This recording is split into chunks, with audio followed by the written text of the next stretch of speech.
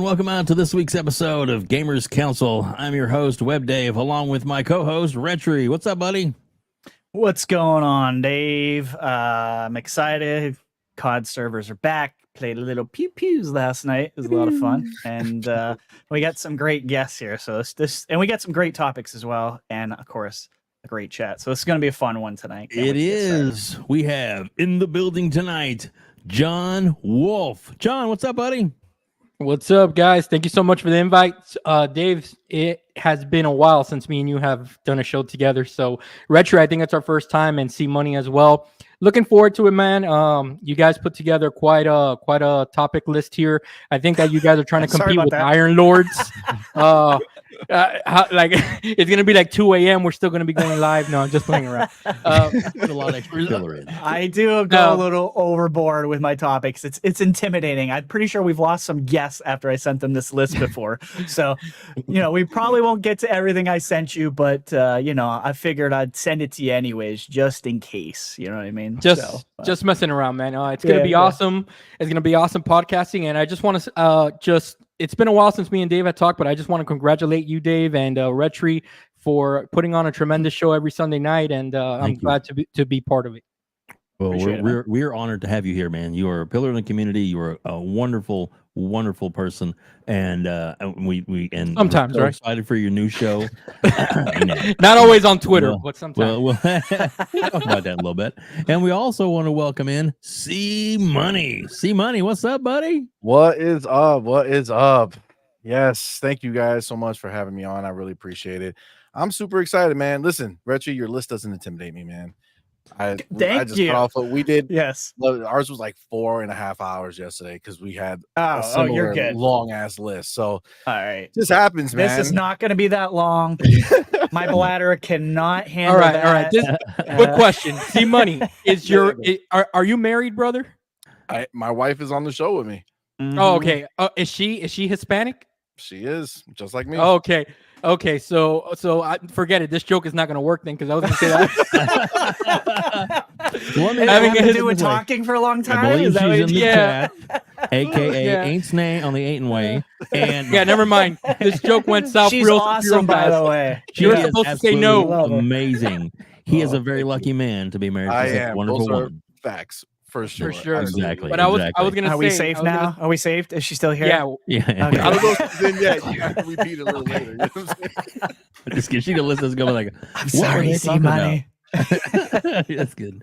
But before we really jump into the topics at hand and things like that, we're going to talk about. I just wanted to say, first of all, thank you so much to everybody in the chat for joining us. We got over 20 people in the chat right now, and more people piling in, and that's fantastic. And I know we're going to hit some good numbers tonight. And man, we are really blessed. And I'm going to throw this out there because we did our first payout over the weekend, and I wanted to tell RHETRI that we couldn't have got where we're at now without you. So thank you so much for all that you do for the show. Thank you, sir. Appreciate you. Thank you. The support has been I appreciate that, Dave. Thank you very much, Brett. The support from this community has been insane. We had our internal goals with how many live viewers we wanted to have, being able to get to 1,000 subscribers, be able to do super chats, and just have like a really great community-based show. And our numbers are way higher than we ever thought they were going to be, at least for a while. So, and that's all thanks to everyone that's in the chat right now and everyone that's going to be rolling in the next 30 minutes, because I know this is going to get much larger. But I do want to say thank you guys for supporting us and all these crazy things that we do, and all my bad takes, because I got a ton of them. Thank you for putting up with it. No worries, dude. I love having you on here, man. It is a blessing, and I mean that. Also wanted to I know we're going to promote and talk about this a little later, but my new episode of Outbreak Gamers that drops tomorrow is the one and only Cmoney. So we're going to be super promoting that tonight. Yeah, man. It was so good, bro. It was so good. I thought it was a very fun episode. Put it this way, don't miss it. or you'll miss everything. I'm just kidding. Yeah.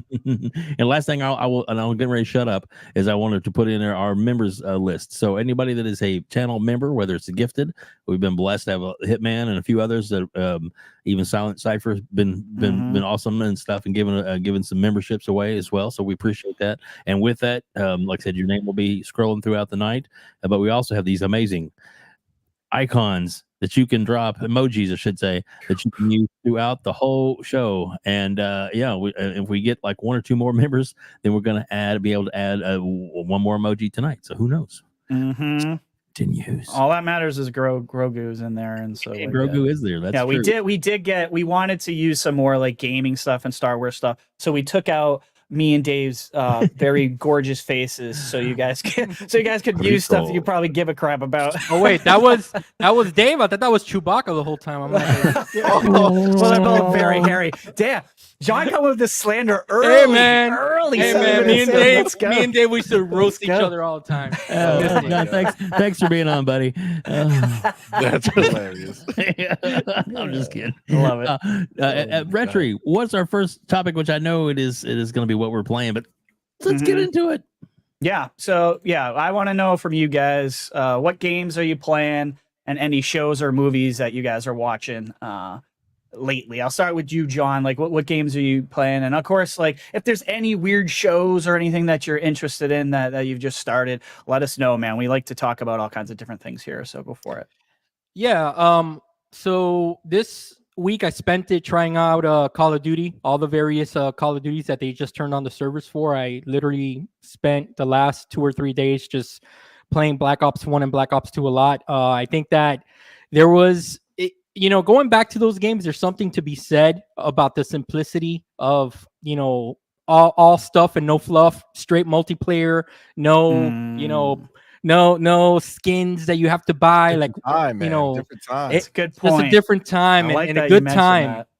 And it's the UI really is a lot simpler. There's not a million things on the screen for us old people who are like, I don't even know where to start. Yeah, there's gold every 5 seconds. There's not, there's not like this FOMO that hits you when they're like, oh, get this new gun in 30 minutes or else it's gone forever.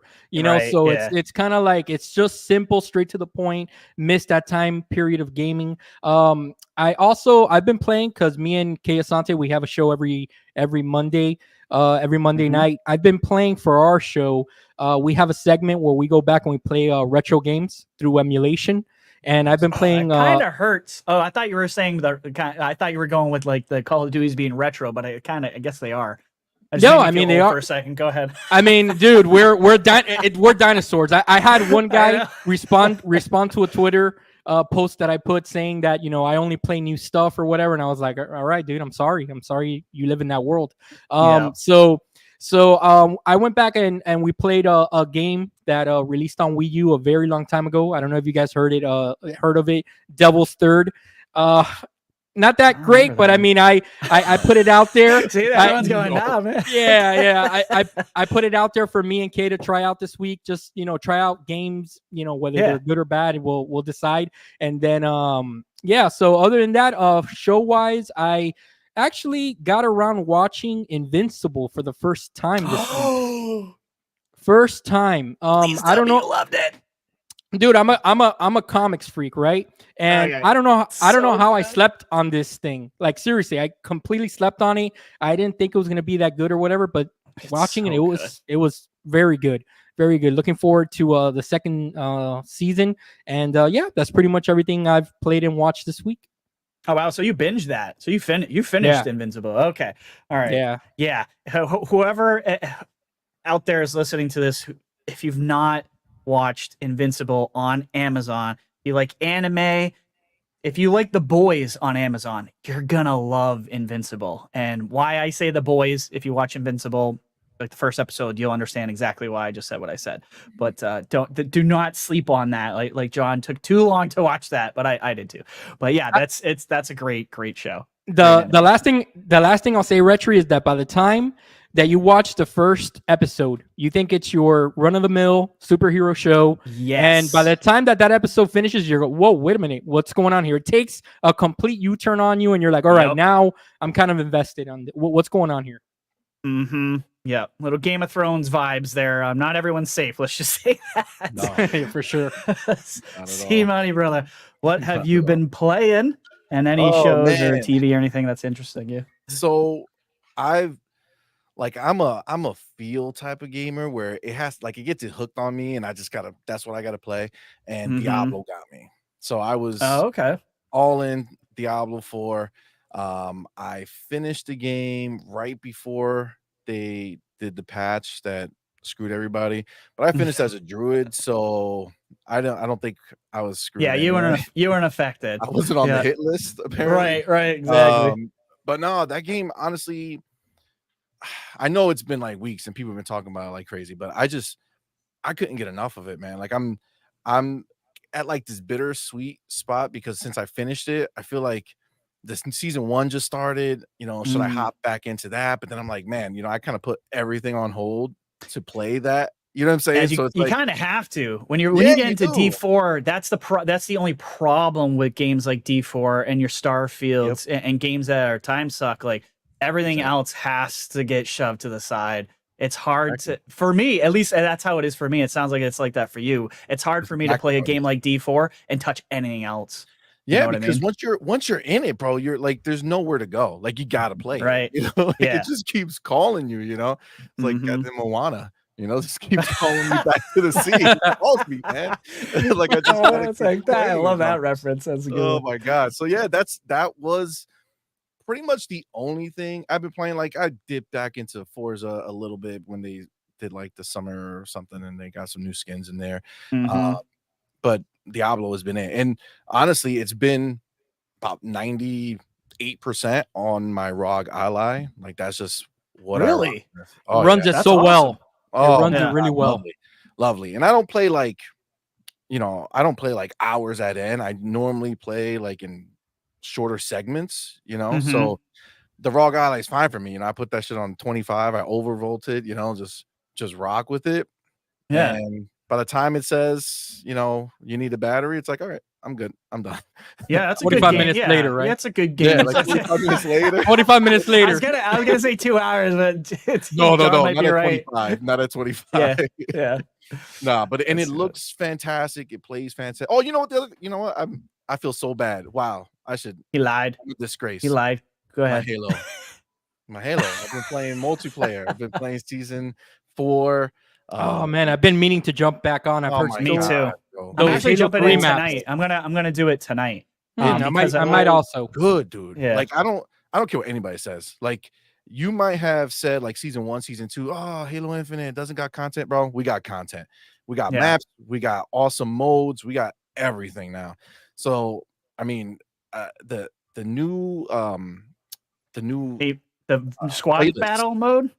Oh my The god. 8v8. That's what I wanted. the That's 8v8 why I want going to play back, it. this is what Yeah. I tell you though. If you're not like what's Ames, right? Ames is a beast, right?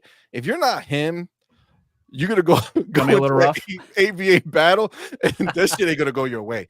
Yo, these people are good. Yo, I remember when I was younger playing it on the original. You're going back to those old maps. I gave them work. I was good, but man, they light you up. They are so good now.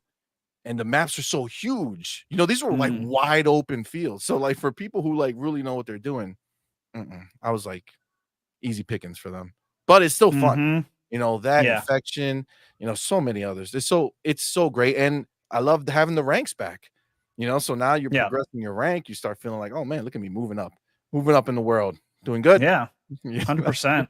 I haven't played since season 3. So, well, I mean, not that was long ago, but it does feel like Halo did kind of take the right turn from season 3 on. It seemed season 3 to me was really good.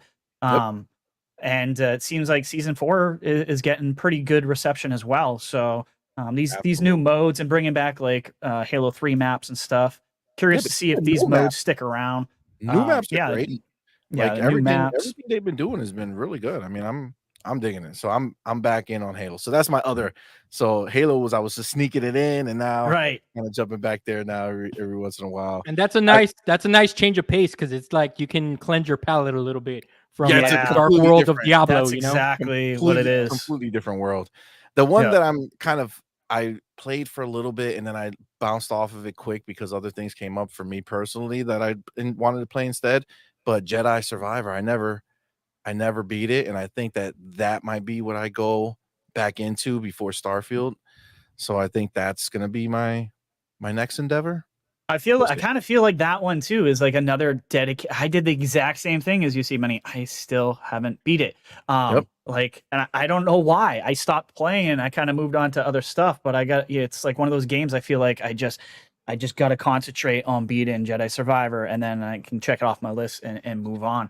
You know what it is But, about that game for me? Like, don't get me wrong, like it's new Puzzles? and it's different.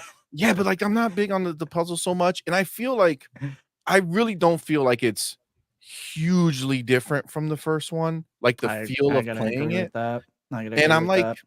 you know, I feel like sometimes when you play a game that you kind of beat and it was good, but then Mhm. like I have the same problem with God of War, right? Ragnarok, I played for a little while, I stopped.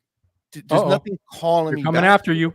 They're It's- coming after you, It's C-Money. just a fact. Yeah. Listen, I have everything here. I play everywhere. I have all PlayStation. I have They're coming multiple after you. Equal opportunity, PS5s. Gary's like, don't come at me. Don't come at me. You ain't gotta at me. There's his Twitter. There's his Twitter right there, guys. I'm all for PlayStation 5 games and the things, but like God of War, same thing with Spider-Man 2, man. Like it's gonna be good. I know it, but it's like I don't like this reskin approach that PlayStation's been taking on these, you know, first after the cross gen. You know, like Yeah. Spider-Man 2, it should have been in another city, somewhere else where you had Yeah. to make a new world, where you had to make it different. Adding little bodegas and some stands and changing the place where the building is.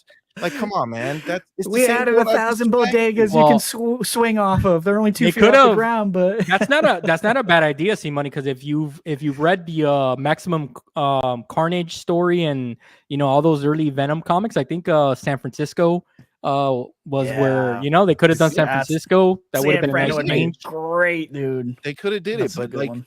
I'm so sick of the next gen that we have right now. You know what I'm saying? And Like, we're gonna talk about that tonight too, as well. oh, we got a We're lot. definitely We got a gonna lot. talk I'll about end it that. there. That's I'll for end sure. it there. I'll end it there. Yeah. Well, it's good times. Yeah. Good times. Yeah, to Decato's point, he's saying Remnant 2, and I'm seeing that everywhere. So a lot of people apparently got the early the deluxe edition or whatever the hell it is, because I was like, I'm confused. This game ain't even out, but I'm seeing a bunch of people on my friends list playing it. So I think a lot of you spent some money on that, so good for you. But people seem to be liking Remnant 2. I never played the first one, so I'll probably wait for it. I'm not gonna lie. I'm gonna wait for that to be on sale. Yeah, that's the type of. I'm waiting for it on Game Pass. I feel like that's where it'll go. It probably will be eventually. Yeah. Give Part it one, some I time. played for a little while. It was not like it was good. I get goodish, but again, not like a call me game. Like not like a game where I'm sitting down saying, "All right, I got some time to play. What do I want to play?" It never popped in saying, "Hey, come play me." You know what I'm saying? Like there's so many. Yeah, no, I hear you. I am hearing though from the first one to the second one, the environments are night and day. I think the budget it was much better on Remnant 2. So I am hearing a lot of good comparisons. Like it's a huge leap up from Remnant 1, but we'll see. I mean, so it's Kato saying much better than first, but so I've been playing. Well, I was playing Black Ops 3 last night. I got kind of the nostalgia for. Well, I wanted to play some zombies. I hadn't played zombies in a while, so I played with the community last night. Shout out to Back from the Dead who was playing with us, and and other people that were in chat as well, trying to play with us, but not everyone could get in there because the servers were kicking people out constantly. So there's that. I guess they didn't quite fix all the problems, but and of course I'm playing Fortnite. I always play Fortnite, and I tried the indie game from Game Pass called The Wandering Village, which is pretty good. I like it. Sometimes you need those like you guys were saying earlier, like palate cleanser games. Something like I'm doing all this like crazy shooting them up games, and then I need something that is not that. You know what I mean? I need something else, a little calming, and that's a little game where you're creating a city and you're building a city sim essentially on top of this creature called Ombu. But the game's good. It's a small team. It's an indie game, but if you guys are into that sort of stuff, I'd suggest trying out The Wandering Village. It's pretty good. Is it like a hard sim game, like on that village? Is No, like really simmy, or is it like just like a everyman sim game? Like I feel like it's an everyman simmy. It's which Okay. makes it a little more relaxing. Like, because those games can be kind of taxing because like you're worrying about like too many things at the same time. A lot of my villagers did die, but I was going through the tutorial that not everyone survived. Don't move in with RHETRI. My bad. Yeah, I forgot to feed some people. them. Yep. I literally did. I wasn't paying attention. There's a section on the left-hand side. And it's not hidden. I just was not paying attention. Please, and then I sir, looked to the left, we're hungry. and literally, there's a list of George died from starvation. Sally died from starvation. Blah, blah, blah. And like, it was just a bunch of people who died from starvation. And I was like, that's where all my workers went. So don't do what I did. Yeah, feed your peoples. But let's get into the first topic tonight. We don't have to spend too much time on this, but I'm curious everyone's opinion, and that is the new Game Pass plan, the core plan that dropped. Thought maybe this would just be like we'd see it and we move on, and cool. Like they killed Games with Gold for this $9.99 per month core plan, but it stirred up some controversy. And in my opinion, it stirred up controversy because of the sheet that they made that puts it right next to the other one, so you can easily compare and contrast what you get on one, versus what you get on the other. So I'm just curious to get you guys' opinion on core, and if you need help reminiscing on what the differences are between them, I do have this pulled up. But we know core at $9.99, which the $60 a year deal is still there. Thank God. I was slightly worried they were going to pull that one, which that would have really blew up the internet. But you're seeing that online multiplayer is in the core version, and you're not seeing that on the console. We know it wasn't on the console. Everyone in this room knows it was never on the console. But seeing it, for me, I made a video about this, and I think it was confusing maybe only for somebody who's brand new coming into this, and wondering why they are getting multiplayer on one and not on the next tier up. That costs more money. But John, what do you make of this? I know you were on the podcast with my buddy Umbra, who I love to tease. Talking that ish last night, and Umbra made some good points. But what do you think about this and all the tiers? Do you still think it's good value? And what's your take on core and getting rid of gold in general? All right. So let's start this conversation, because I think you can't have this conversation without having two hats. You have to have your consumer hat, and you have to have your business hat on. All right. So let's start with the consumer hat first. Okay. I'm gonna put that on real fast. All right. they completely shit the bed with this release. Okay. All right. Raw. How you have years and years to prepare for this, and this is the type of rollout that you do. This is very, very confusing. Not only that, but to credit Infinite Umbra, he brings up a good point. Why'd you have to do that? Go ahead. Well, because we gotta, because for all the smoke that he got, we gotta at least say that what he's speaking is facts. They took something away from us, Ultimate members, and they didn't replace it with anything. Not yet. Well, you're right, not yet, but I'm kind of like the consumer that I like to have something right now. If you're gonna take something away from me right now, I don't want to wait. Like, I don't wait for me to tell you something to give me something. You know what I'm saying? Kind of like that. I think that even though that they took away the Games with Gold, that's the big thing here. Okay. They completely trained us for the last couple of years, not even to care about Games for Gold. A lot of people, the majority, which is why they're willing to pull it, because I bet you that the numbers show that not many people were downloading the games. If you were in the chat, or anyone on the panel was, kudos to you guys. You guys want to maximize every penny that you're spending a month. I'm not going to blame anybody for doing that. But for me personally, it's like if they took away nothing, because what they were offering was essentially nothing. That's just the way that I see it, but it still doesn't make it right. So that's something that I kind of credit Umbra for kind of making me kind of look at things in a different differently perspective. a little bit. Yeah. Just a little I remember, on Boom Show, like Umbra, I think he had a little difficult time trying to explain what he was trying to say, but I don't think any of us actually disagreed with him. I think the difference, between the community is, do you care?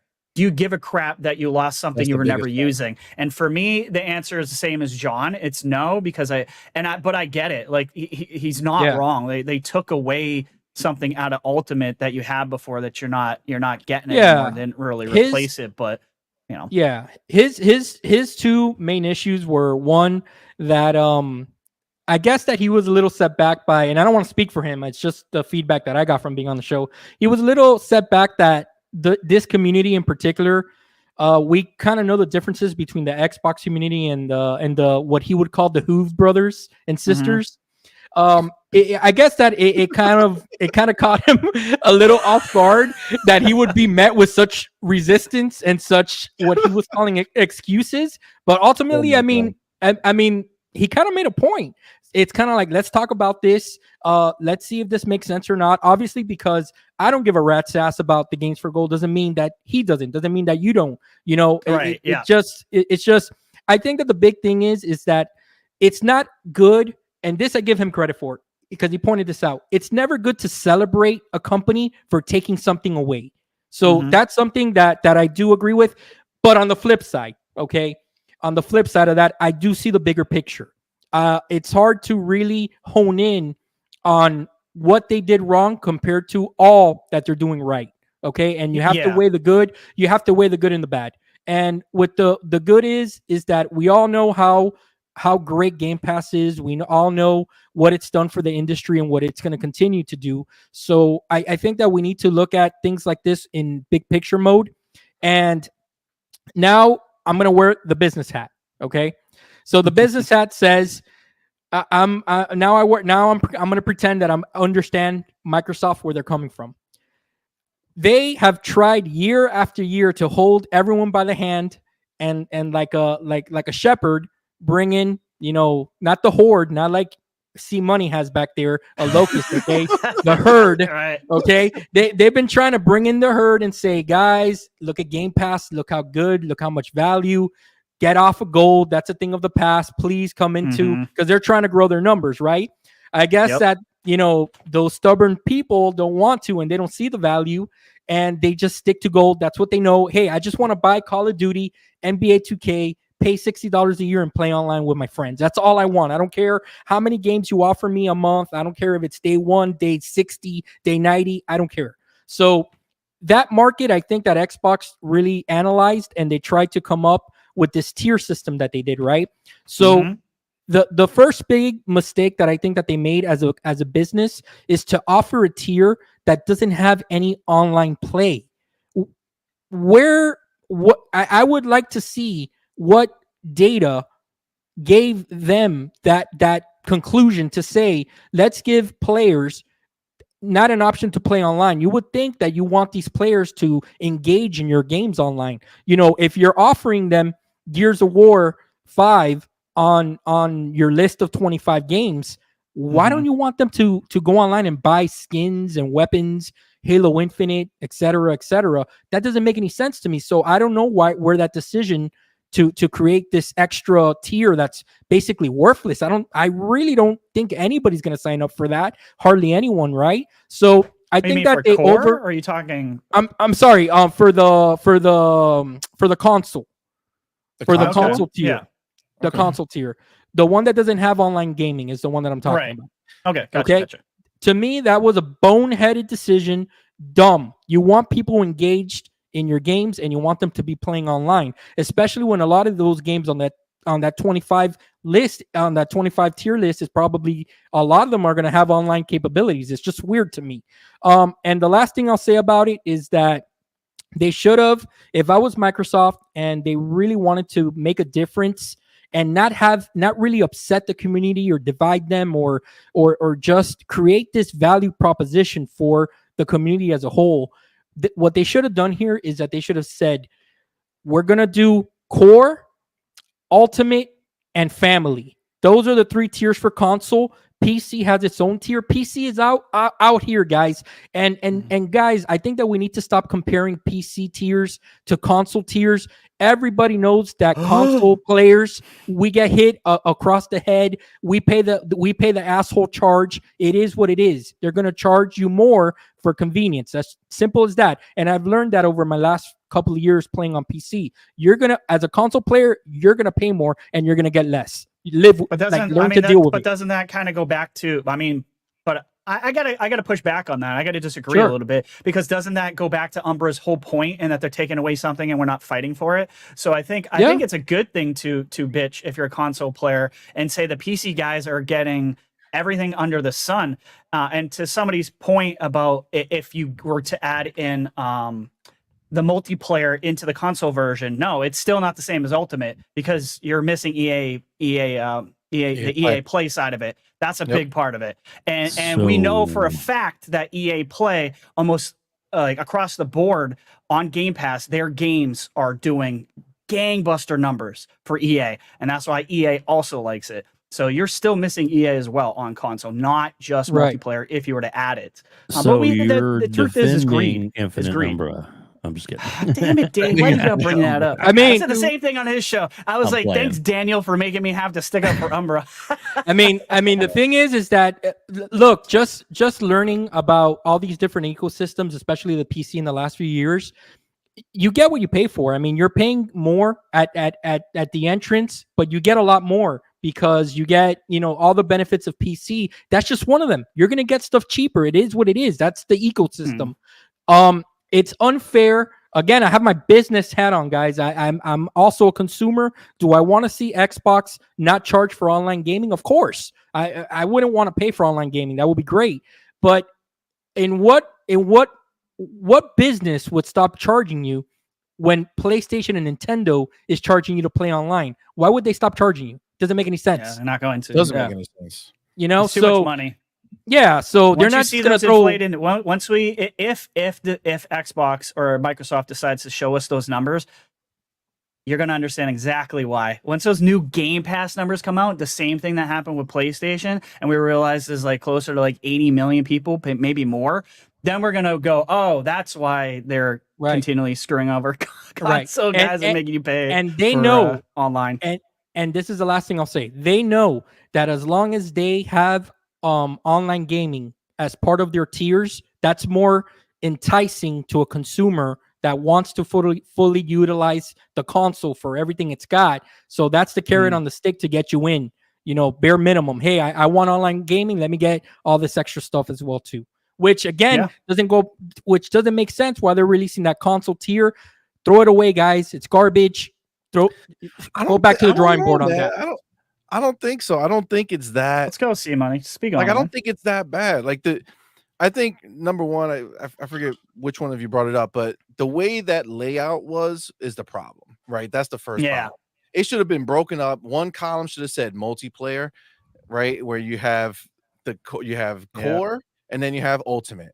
And then the next is just Game Pass console, Game Pass PC. Done. Right. And then that would have been two good point. Very separate things, very easy to digest, and it would have been done. Core is gold, right? What we lose is games with gold.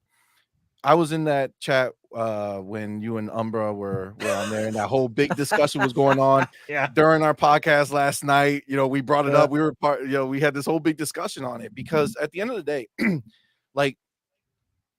so, I mean, again, we've reached a lot of different topics in this one thing. So I'm just focusing on this part, and we'll talk about other things in a little bit. But sure. When I think about the fact that, what Infinite Umbra said was correct, right? We are losing games with gold, right? But obviously somebody like me, right, who has Ultimate, right? I sometimes I forgot that we were still getting games with gold. You know what I'm saying? Like, it wasn't something where I was like, because no one was using it. Nelson was the only dude that I would see his Twitter every once in a while. Be like, some hey, people want these things. See money. Some people want to download Barbie's Horse Adventures, man. Do you they do. They do. From what I hear, Infinite Umbra likes to farm them for achievements. Right. Yeah. So Yeah. I mean, I don't So know does personally, Rand. but it makes sense, right? That's what Yeah, that's true. ultimately Good- for us good is like, point. if you're an achievement person and you're like waiting to get these free games to get some more achievements, that 100% I get you, right? But I don't like, I feel like, I know we can talk about like the business hat and like the consumer hat, right? But I Mhm. feel like the people Here, who want are me to gonna pass it to you?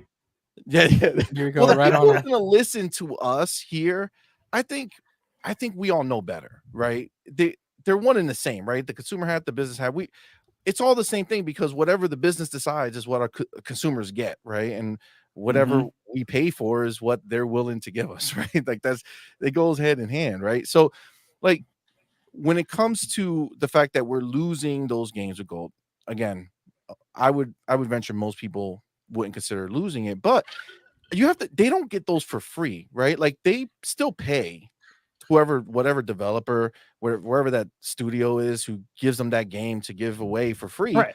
They got to pay for it, right? It's money every course. single month that they're spending. And I know when we look at it, we're like, oh, they're taking something away and we're not getting anything back. Well, I beg to differ, because they're spending $70 billion to get Activision for us, right? And all those games are going to go into Game Pass. Yeah, but I'll push back. I'll push back on you, For Cmoney. them more than Go us, but yeah. Number one, those games with gold games are coming from Dollar General. That's number one. So it's not really costing them anything. And number two, we were already upcharged $2 extra, which is not much. I would pay it for Activision games 100%, but they kind of already did. And I'm playing devil's advocate with here. I really don't care I like that they where took you're away going. games for I like gold. where you're I going. get it. But you know, just to play devil's advocate a little bit, they kind of look. I very simple solution here. They should have replaced removing games with gold with something, whatever it was. Come up with it. Come up with something. Ubisoft, the vanilla games, something The classics, to kind of offset Ubisoft that. classics. That's all they needed to do if you really think about it. Yeah. Yeah, but I mean, think then they're training you to like feel like you always expect more. have to get something more. Like Yeah. Game Pass is the more and plus, Yeah. right? We're like I get that. You're getting Yeah. day one games. They've been doing it for a long time, and we know for a fact that they take a loss on the games by doing that, right? So they've done it for years, and you know what? At a certain time, they're looking at the fact. Remember, this only happened now that we're getting Activision, right? Now that we're getting Activision, now all this stuff is happening. So now they see, okay, we're spending all of this money to get these games. We're going to take those games and we're going to put them in the Game Pass, right? So there's going to be a lot of dollars that are lost, that as far as like the evaluation that they made when they're buying Activision is concerned, like that number is not going to transfer right over, because you're going to lose a lot of those people who bought those games, because we already have Game Pass, right? So I'm not going to be a new purchaser, right? I'm just going to get those games for free, right? So they have to take in consideration all the losses that they're going to have for, you know, just compared to what Activision is currently bringing in versus what those numbers are going to mean when they take over. Okay. Yeah. So they're charging us more money. It's not a significant amount of money, right? I think we all know $2 for Ultimate. That's fine. $1 for the console. Yeah, it is what it is. It's still worth it. Still an amazing value. More than worth it. Without Still amazing value. Taking away the games of gold so that they don't even have to think about what shitty game they're going to put into the service next. And instead they could just focus those dollars and those resources in that time, because let's be clear, time is money, right? Somebody was out there finding those deals or making those deals, right? That's time, that's money, right? So those people are just going to be 100% focused on what Game Pass is going to offer us. Also remember that 25 is not a stagnant number. They're going to keep adding to the 25 number. So your benefits as a core gamer are going to continue to grow. And, you know, they said what, every 3 or 4 months?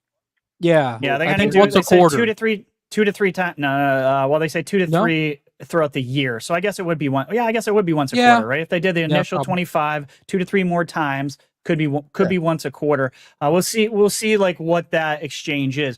I don't think anyone argues that core is now a better deal. Because if you look at those games, they're infinitely better than what, like John was saying, like the Dollar General ones were terrible. True. Like the games were just terrible. So the games that they have in core now are going to be having in core look great in my opinion. So I think core is a great deal.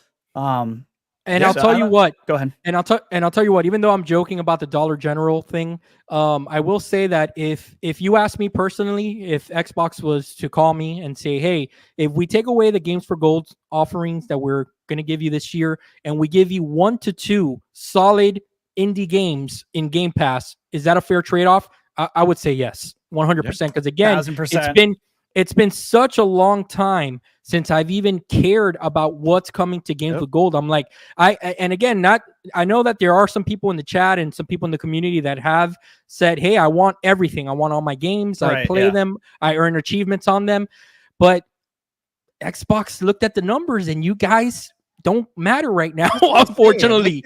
I mean, they're not. You know what I'm saying? Like, Microsoft is not going to make it so that they are putting a huge risk on themselves by taking it away. They see the numbers. And it sucks to say. I literally forget constantly that they even exist. You know, and I can't be alone. Me too. You know what I'm saying? Nope. So you know, they have to. I'm a Game Pass guy, and I chose specifically not to ever talk about Games with Gold because I thought they were so bad when worth me even mentioning them. You know what I mean? Like, it's technically part of the package, and I never even talk about them, even though I make videos on this stuff all the time. That's how it's not worth it. I do want to bring up this guy's point that JCon79. What do they take away? Everyone's pissed and moaned about the games and told Xbox to get rid of it, and now they're gone. Now people think they're owed something to replace games no one gave a shit about. Facts. You're not wrong, dude. You know what I mean? JCon, you're gonna understand. Like, we're in here talking about like kind of like both sides of this, so we kind of have to play both sides. But I'm like, I agree with that sentiment 1,000%. The only thing that I think that Umbra has, because he's been kind of like the champion of this. Okay, the only thing that I agree with him 100% is that sometimes we have to be careful what we wish for, because sometimes when the consumer is speaking, we don't speak clearly, and I think that this is a case where we specifically told Xbox, take away Games from Gold because it doesn't matter, but we didn't ask them to replace it with something else.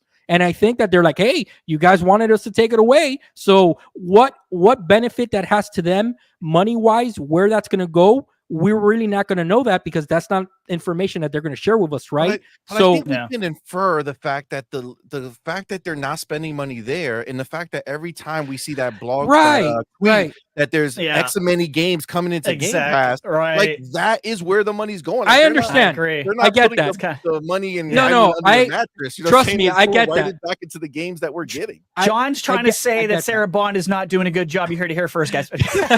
No, I'm not saying that at all. But I do think that one thing as a consumer, again, putting on that consumer hat, okay, I keep on switching them. I think that it would have been nice. Let me ask you guys something, because you guys are consumers here just like me. Now that you're thinking about it, and we've had this kind of in-depth conversation, wouldn't it have been nice if they would have replaced Games with Gold with something, even though that we're Ultimate members? We would have liked it, right? We'll always take whatever more they can give us. Outside of Game Pass? No, I'm talking about, like, all right, because remember, I did, like, Def Leppard did say a movie a month. That would have been great. I would have been so happy with that. Like, but then everybody would have been pissed about the movie. You're right. Here's The Last Jedi. And people were like, "Oh, Cmoney. You're 100% correct. We're gonna pitch no matter what, right? You're setting yourself up for more of the same bullshit if you do that. I get you. You gotta cut the rope and let it fall. You know. Listen, I'm right now. I'm the voice of the voiceless. I'm just trying to give a voice to those that care. Because I don't give a rat's ass that they took away Games with Gold. You can tell, Mike, if we all had the opportunity, and Microsoft said, "Okay, right now, you tell me what we're gonna change those shitty games for. If we give you something new now, what are you gonna say?" Most people are gonna say more games, better games, right? And they're gonna say, "Well, guess what? We're giving all our studios as much time as they possibly can to make the best game they can for you. We're out here buying publishers to give you the best opportunity." The question, the real question.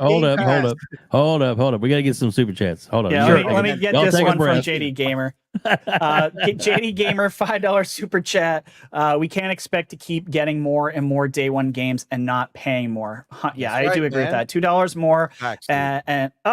I didn't get to finish it. $2 more and we'll go loss. back to And that the one. loss of Okay. gold. And loss Okay. of gold for ABK is a good deal, plus more studios Yep. soon. 100% JD. Facts. Then he has that one. JD Bro. Gamer, $2 super chat. I hate disingenuous fan arguments. Look how we win. Yeah, I mean, I think we got to talk about it, JD, to a point, because other people, you know, had an issue with this. So what you're seeing here is a panel full of people that don't care, that are right there with you, JD, I think. But we have to speak sometimes for those other people, and I think I don't think there's anything wrong with that. We gotta speak for your, we gotta speak for your Umbras. We gotta speak for people like that. Do they know, right? Like the people who are not aware of what's going on, right? Like that's the only people who we're trying to compensate for. Like the people who have no idea what's actually happening because they're not big followers like us. I see what right? I see what you're saying. All right, so let me make my point on this real quick. Dave, hey, Dave's here too. No, just kidding. No, great conversation, guys. This is awesome. And welcome out over 90 people in the chat so far right now. Awesome. Thank you guys so much for being here. Thank you. Also, a big shout out to Boss Mod Lethal Papa, who is wonderful and comes in and helps keeps everybody in line, keeps us all safe and snuggly and warm. Thanks, boss. We love you, man. but I understand the argument about the taking things away, blah blah blah. But I look at it, which I assume this is the way they're looking at it, is this holiday season we're going to be bringing a ton more people into Game Pass. We're going to be bringing a ton more people into the ecosystem. That's the goal. That's why we're buying all these things. That's why we're getting all these different things in line to make the big push, because they want to get the Game Pass huge numbers. Mm-hmm. So you look at it from somebody that's okay. To take one step back. All the games that we have, that all of us have from Games with Gold, we get to keep those. There's still access. As long as we have a membership to Game Pass, we still have access to every single one of those. They're not taken away from us. But in the future, ones that come in new to the ecosystem, right off the bat, they are going to have access to 25 games at a reasonable price, so that they're don't suck. They're good.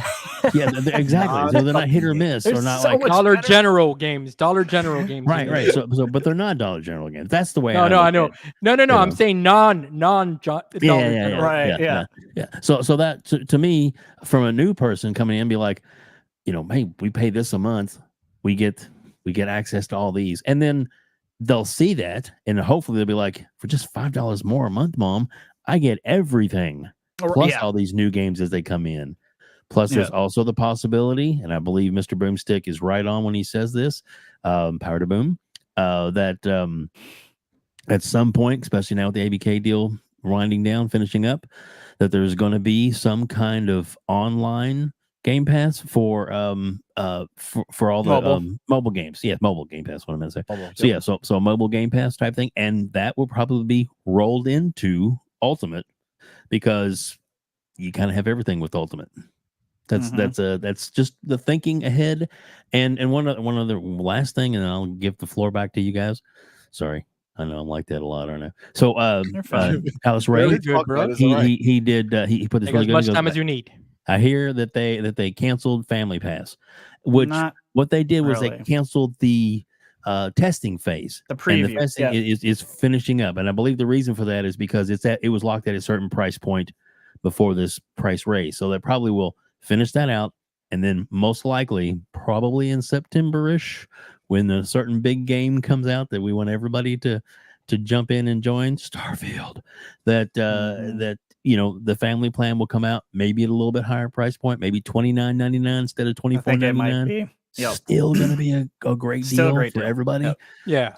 Just thinking, if you have a minimum plan is $10 a month, and you have 5 people that can get on the plan for $30 a month, then you're still saving, I don't know, a lot.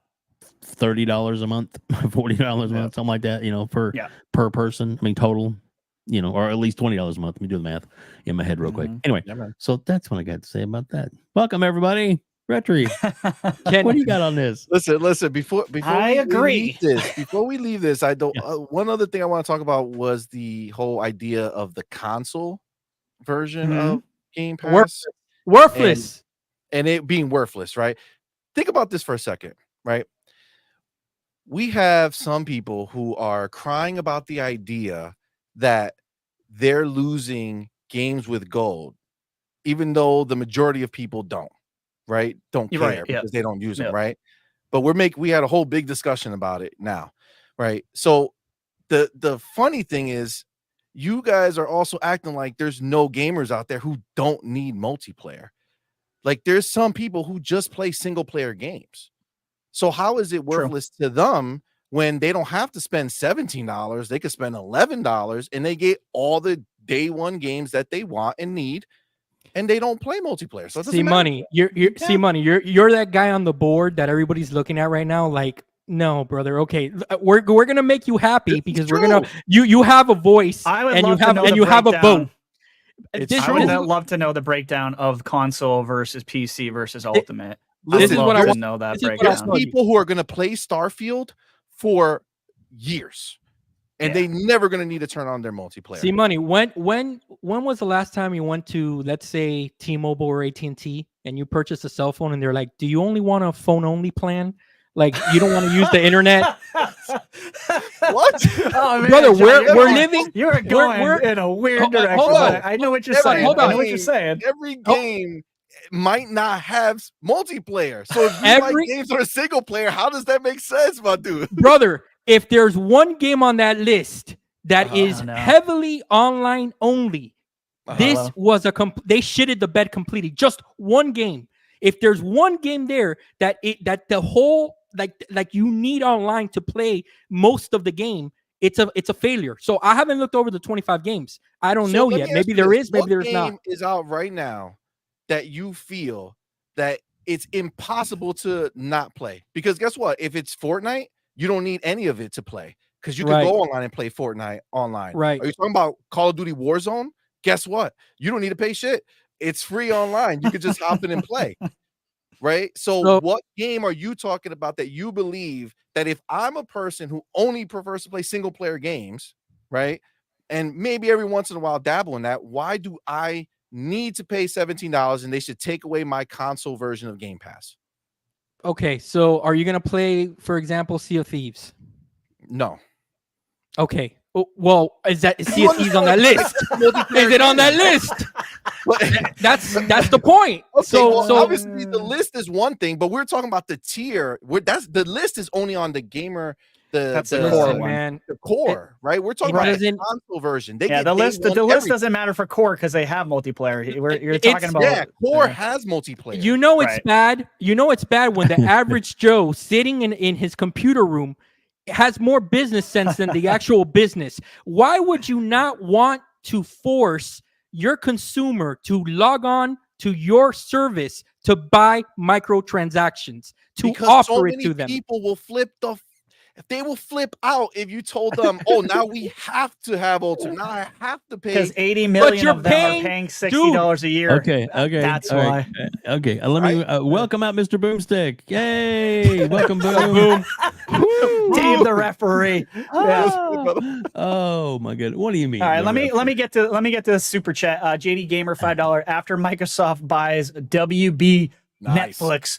Or both will be getting another tier ultimate entertainment level with games, movies, and music. If they buy Spotify, Pandora, I don't even hate that. God. I don't hate That's that. Good idea. I love you, JD. Appreciate that. I love these people who are like, buy it all. No, just Hells kidding, yeah. but no, seriously, welcome out let's Mr. Boomstick. Yeah, welcome, Boom. A lot of people in the chat have made really good points as well, but we got to move on from this topic. This is we've beaten. So we all agree the console tier is worthless. We all agree. Good. I'm not agreeing with that. I'm not going down that road with you. We all agree that John's the instigator. I'm worthless. I love you, John. I love you. I'm so glad we invited. Someone's got to be the bad guy. It can be you, John. I'm usually the bad guy, so I'm glad you're here. Look what Boom said. Yeah, is this a WWE pay-per-view or a podcast? Listen, a little bit of money's both. worth here. It's a little bit of both here. Boom. We're gonna have a lot of fun when you're on the show here. Yeah, everything Boom says when he's on the show, I'm just gonna disagree with him just so we can get spicy. Whatever. All right, so this is the next topic. One last thing I'm gonna interrupt. Go ahead. Sorry. I'm just gonna say that Mr. Boomstick is actually going to be a guest in 2 weeks. That's right. On the 6th of August, he is going to be our special guest here at Gamers Council. So make sure you tune in for that. And also on that particular episode, RHETRI, do you want to tell them what we're doing? I'm sorry, I was paying attention, chat. What happened? On the same episode we're going to have Boom, we're having a giveaway. Oh, we are having a giveaway. Nice. Yes. So it's going to be the Xbox fridge, the mini fridge. Nice. So yes, so excited about that. We want to do that's our first like big giveaway. We are going to be doing giveaways in the future as well. We want to exude the spirit of Double Barrel Gaming and Boom and what he's done for this community. We're not going to do it at Boom's level because we ain't got that money, but we're going to do our best. Absolutely. Exactly. But, welcome, Kayasante, as well. Go ahead. Welcome, Kay. I'll throw in a month of console Game Pass for you guys to give away. There you go. I guarantee you nobody will take it. You're a good politician. I guarantee you nobody will take it. They'll be like, just keep it. You cheap mother ever. Keep it. It doesn't have online play. Just keep that shit. That would be funny if you did that and no one took it. Like, no, I'm good. All right, let's move on to the next thing. This is also going to be spicy. So we're going for like one. This is going to be a spicy podcast. Okay, we're going from one spicy topic to the next. What's up, Def Lever? Don't be hating. That's right. This is should Xbox do a mid-gen refresh based off of the rumors we heard. PlayStation doing a Slim, PlayStation doing a PS5 Pro.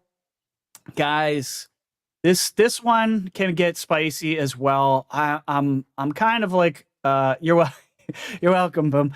I'm of two minds of this myself, so I'm not going to say anything yet. I'm going to let you guys go first, but I am curious if you want to see Xbox go toe to toe with PlayStation in this regard, doing a mid-gen refresh. If you think it's warranted. All your spicy takes about the mid-gen debacle that happens every damn gen. Apparently, this ain't anything new. We talk about this every new gen that happens. Like, is it needed? Why do we have these? But I'll start with you, John. What do you think about the mid-gen stuff PS5 is doing, and do you think Xbox should return an answer to that as well? Okay, so does everyone want Xbox to do another mid-gen refresh? Because they did it right in the beginning of the generation. That's the reason that they released two consoles. They wanted to hit different consumer bases. They made the Series X as powerful as possible to hit that $500 range, and then obviously they hit the entry level Series S console. So Xbox already did it. They already have their mid-gen console, to be honest with you. PlayStation doing it, I feel like if it's something, it makes sense for PlayStation to bring out a pro version. Hey, Boom, what's up? I think it's important for PlayStation to do it because their console, even though that their developers have been able to hone in and their engineers have done a great job at with the tools, refining the tools for developers and stuff like that. I think that they're coming in very underpowered and hot. There was reports in the beginning before the PS5 launch that they were having issues with heat sinks and stuff like that. I think that Bloomberg or one of the big reports came out that for every X amount of consoles they were having failure, a lot of failed units, and then PlayStation came back and they rebutted saying that it wasn't true, but we all know it was true. That system is built like a refrigerator. No one has never understood why the design of it is the way it is. They've refined the PS5 already, I think 3 times, right? Am I wrong on that, guys? Well, removing no, there's 3 models trimmed down. There's 3. Yeah, they've done a bunch of refinements to it, and I ultimately think that I think that the Series X and the Series S combo kind of threw them for a whim. I don't think they were expecting Xbox to release their mid-gen refresh so early, to be honest with you, and I think that they are gonna probably match, to be honest with you, the power of the Series X. I really don't see them being that more powerful to keep with that console price range. Everybody knows that the sweet spot for consoles is between $500 and $600. You go more than that, even in today's economy, even with the way that gamers are receptive to price. This generation, guys, look, man, there's something weird going on. Come on, can you go? I'm sorry. Can you bring back that one that damned if you're damned if you do? Yeah, I Ray Oid. Unless they drop the price on other two consoles. No, that wasn't the one. I'm sorry, that wasn't it. It was a different comment. I think it was after that. Yeah, there it is. The Beer Baron. Thank you. Kind of a double-edged sword. If they don't, they'll be crucified. If they do, they'll be giving Des another SKU to develop for along with the Series S and X. I just wanted to bring up that little point because I think that's a very good one. Go ahead, John. Sorry to interrupt. Yeah, look, the only way that I see them doing this in reality is if they know because we all know that there's double agents, okay, within the industry. If Xbox already got wind that the PS5 Pro is going to be smoking them out of the gate, they've already been working on it to release something. But I realistically don't think that the PS5 Pro is going to be so much more powerful than the Xbox Series X. I just don't see it. And you have fanboys and these weird insiders, fake insiders, saying it's going to do 8K at 30. Guys, come on, really? A console doing 8K at 30? It would not be more powerful if they're going to do a mid-gen.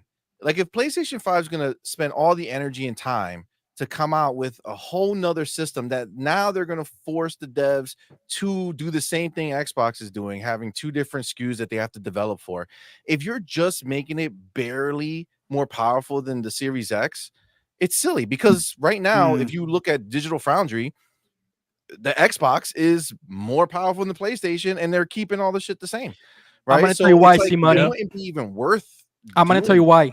I'm going to tell you why they're going to do it. Because there's a lot of suckers out there that will buy it. That's why. And I'm one of them. I would buy it. Don't get me wrong. I'll buy it. But that's the reality. I would buy it for sure. There's suckers out there that still think to this day, because it says 8K on the box of the normal PS5 and the Xbox Series X, that they're gaming at 8K. Their TV doesn't even do 8K. But if you talk to some of these people, because if you didn't, I was going to say about the 8K that's on my box right now, sitting in the closet. Yeah, don't believe the BS, man. Marketing is marketing for a reason. Don't believe it. So I'll end with saying that the only way that Xbox responds to a pro console is if they know for a fact that they're going to be getting smoked, right out the gate, and there's going to be a hardware limitation on their console that PlayStation, they're just going to have games that they just can't run. And guys, it's not going to happen. Scalability, I just don't see it. Okay, fair enough. Cmoney, take the other side of this. What do you think? This is the thing, right? Like I'm looking right here, right? So my PC, but this, you can't see it, but it's literally right here, right? So I got a 4090 in there, right? And that thing has like, I don't know, 80 something teraflops, right? So I think the problem is that we still think like 12 and 10 is like a big number, right? Like we're way far down on the pipeline of graphics cards today. Like a 3070 or something like that has like, not 30, I think a 32, but like a 4070 has like 30 teraflops, right? And you jump from there. I mean, it's not hard to imagine that with the scale that the console makers have, that they can buy so many cards, that PlayStation 5 can come out and say, hey, our new card is 18 teraflops or 20 teraflops. It's not out of the realm, because if you go on Google graphics cards today, those 12 is easy to leapfrog. You're getting into the 1820 on a cheap card. And again, they sell that to you at cost at retail cost to us. So we see it at the inflated price. But when PlayStation is going to buy millions of them, that's way reduced. So if they're going to have the balls to come out with a mid-gen refresh, and the reason I say have the balls is because their PlayStation 5, they haven't even made a actual next-gen game yet for the current PlayStation 5. That being said, we twice on stream, we try to play Final Fantasy 16. 4 times live on stream, it overheated and died.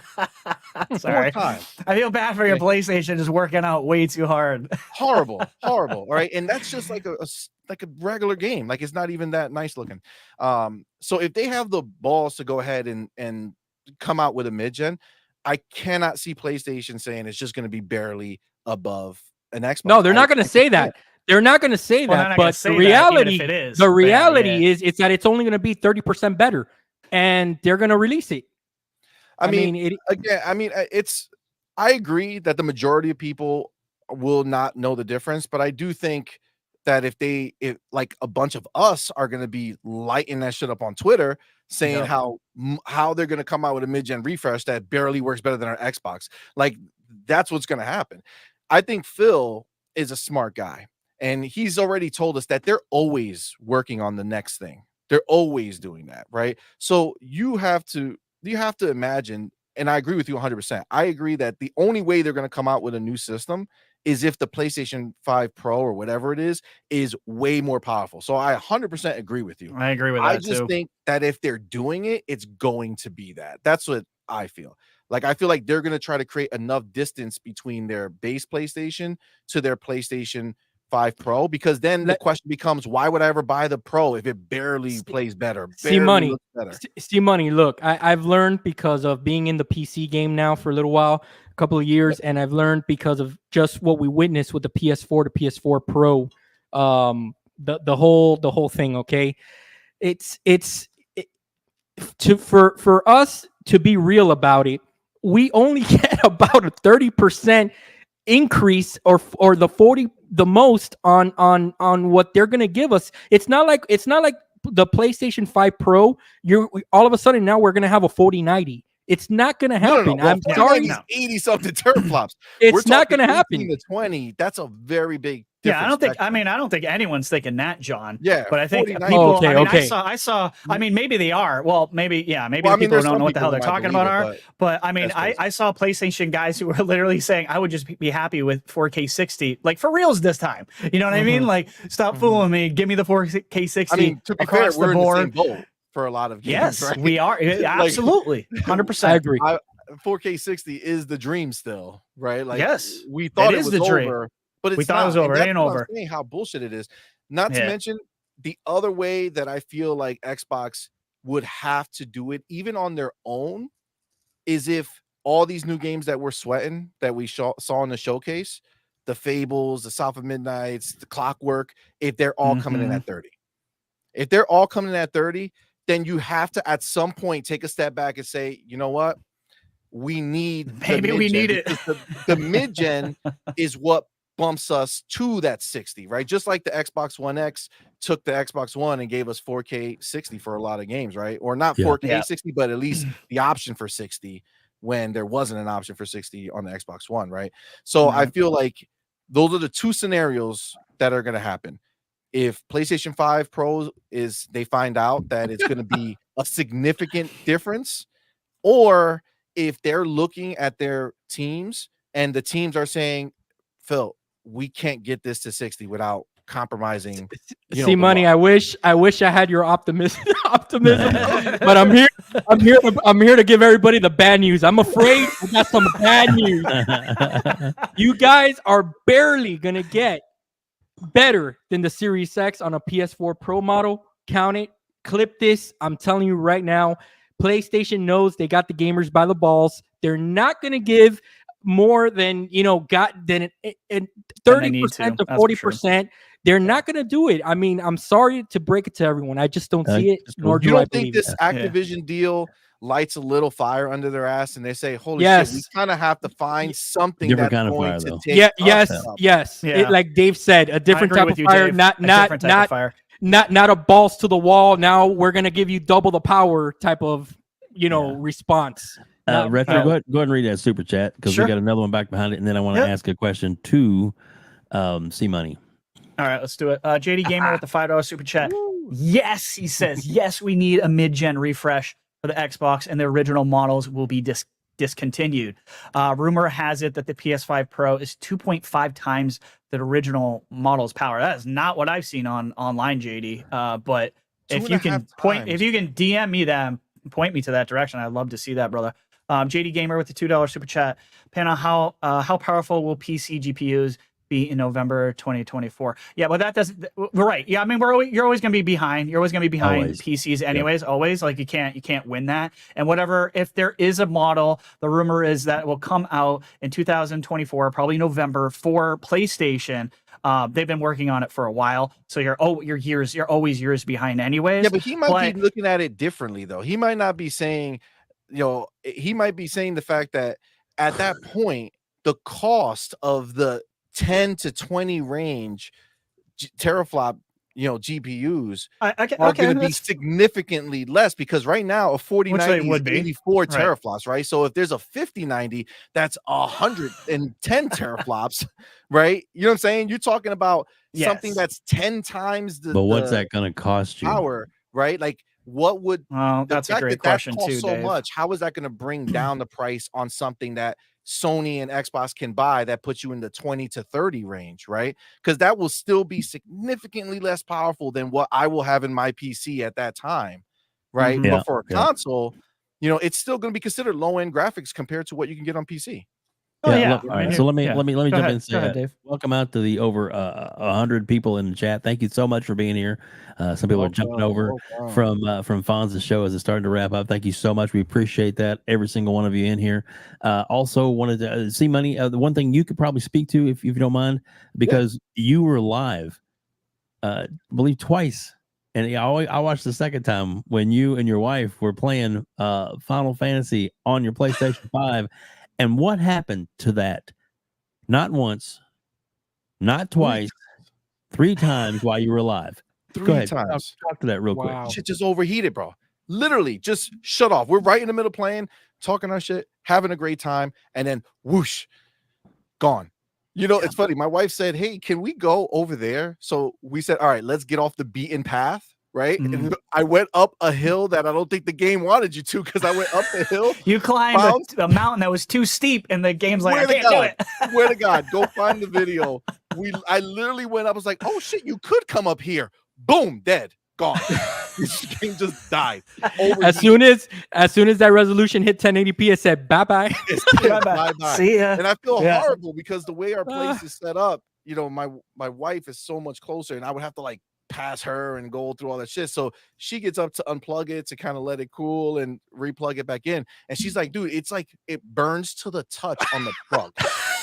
Like it burnt. Like she had to pull a little bit and let go, pull a little bit, let go. Jim Ryan's listening to this saying another sucker's born. Yeah, y'all should have cooked some eggs on that and made that viral. That video would have been viral real quick. Understand? Yeah. I'm not. This is a room. You're not enclosed to gaming. Okay, so my Xbox Series X is sitting on a table that's wide open. PlayStation 5 on the other side, because you can't put them next to each other because they will fight, right? So the PlayStation 5 is on the other side, and it's right out in the open. There's nothing blocking it. There's no area that's creating extra heat. It's just the PlayStation 5 deciding that it can't handle this fucking game. Just deciding that the engineering wasn't that great. Yo, apparently there's holes all over this damn thing, and I don't know where. Where is it? All the air. It's got plenty of airflow. It should, right? Jack's 82 with a $5 super chat. And I agree with this, and I'm going to speak my piece on this as well. Why make a pro console when we have yet to see what the current ones can do? And the current ones having a problem doing 60 FPS. Will a pro fix that? Thank you, Jax. This is my thought. Here's the thing. To preface this, if the rumors are true about the PS5 coming out when it's coming out, it's the exact same amount of time they did it last time, guys. Yep. So this isn't crazy. This isn't earlier. This isn't later. It's the exact same amount of time. So I do believe this is going to happen, whether Xbox does it or not. But to Jax's point, exactly, dude. Like this is why you don't believe the goddamn hype on the box.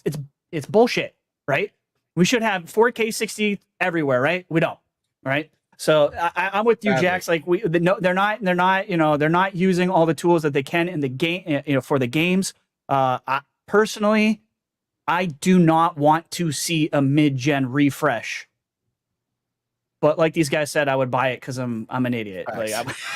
and they know That's that. And And I'm they know- exactly like So that's I the won't thing. do the And PS5 I'm one, with but I you. would do the Xbox one. But it's like, you know, And RHETRI, Yeah. to keep on with what you're saying, I have a 4070, okay? And when I first played Redfall, that I tried that oh god, awful game, okay?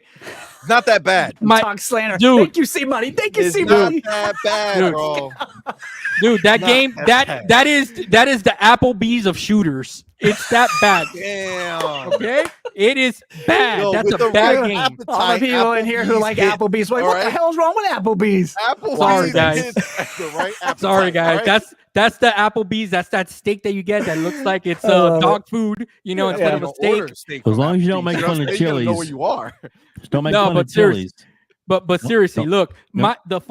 what was that, Dave? That's right. Don't Chili's make is fun of Chili's. Southwest Oh, egg no, rolls. no. Southwest egg rolls at Chili's. Right there, Dave. Let's go. That's what I'm talking about. He was just dying you to go. play that. David's like, let me press it. Let me press it. And Mr. Joe on Dark, I have a PC. How do you think I'm Go doing ahead, this? So- It's just so- not as good as yours.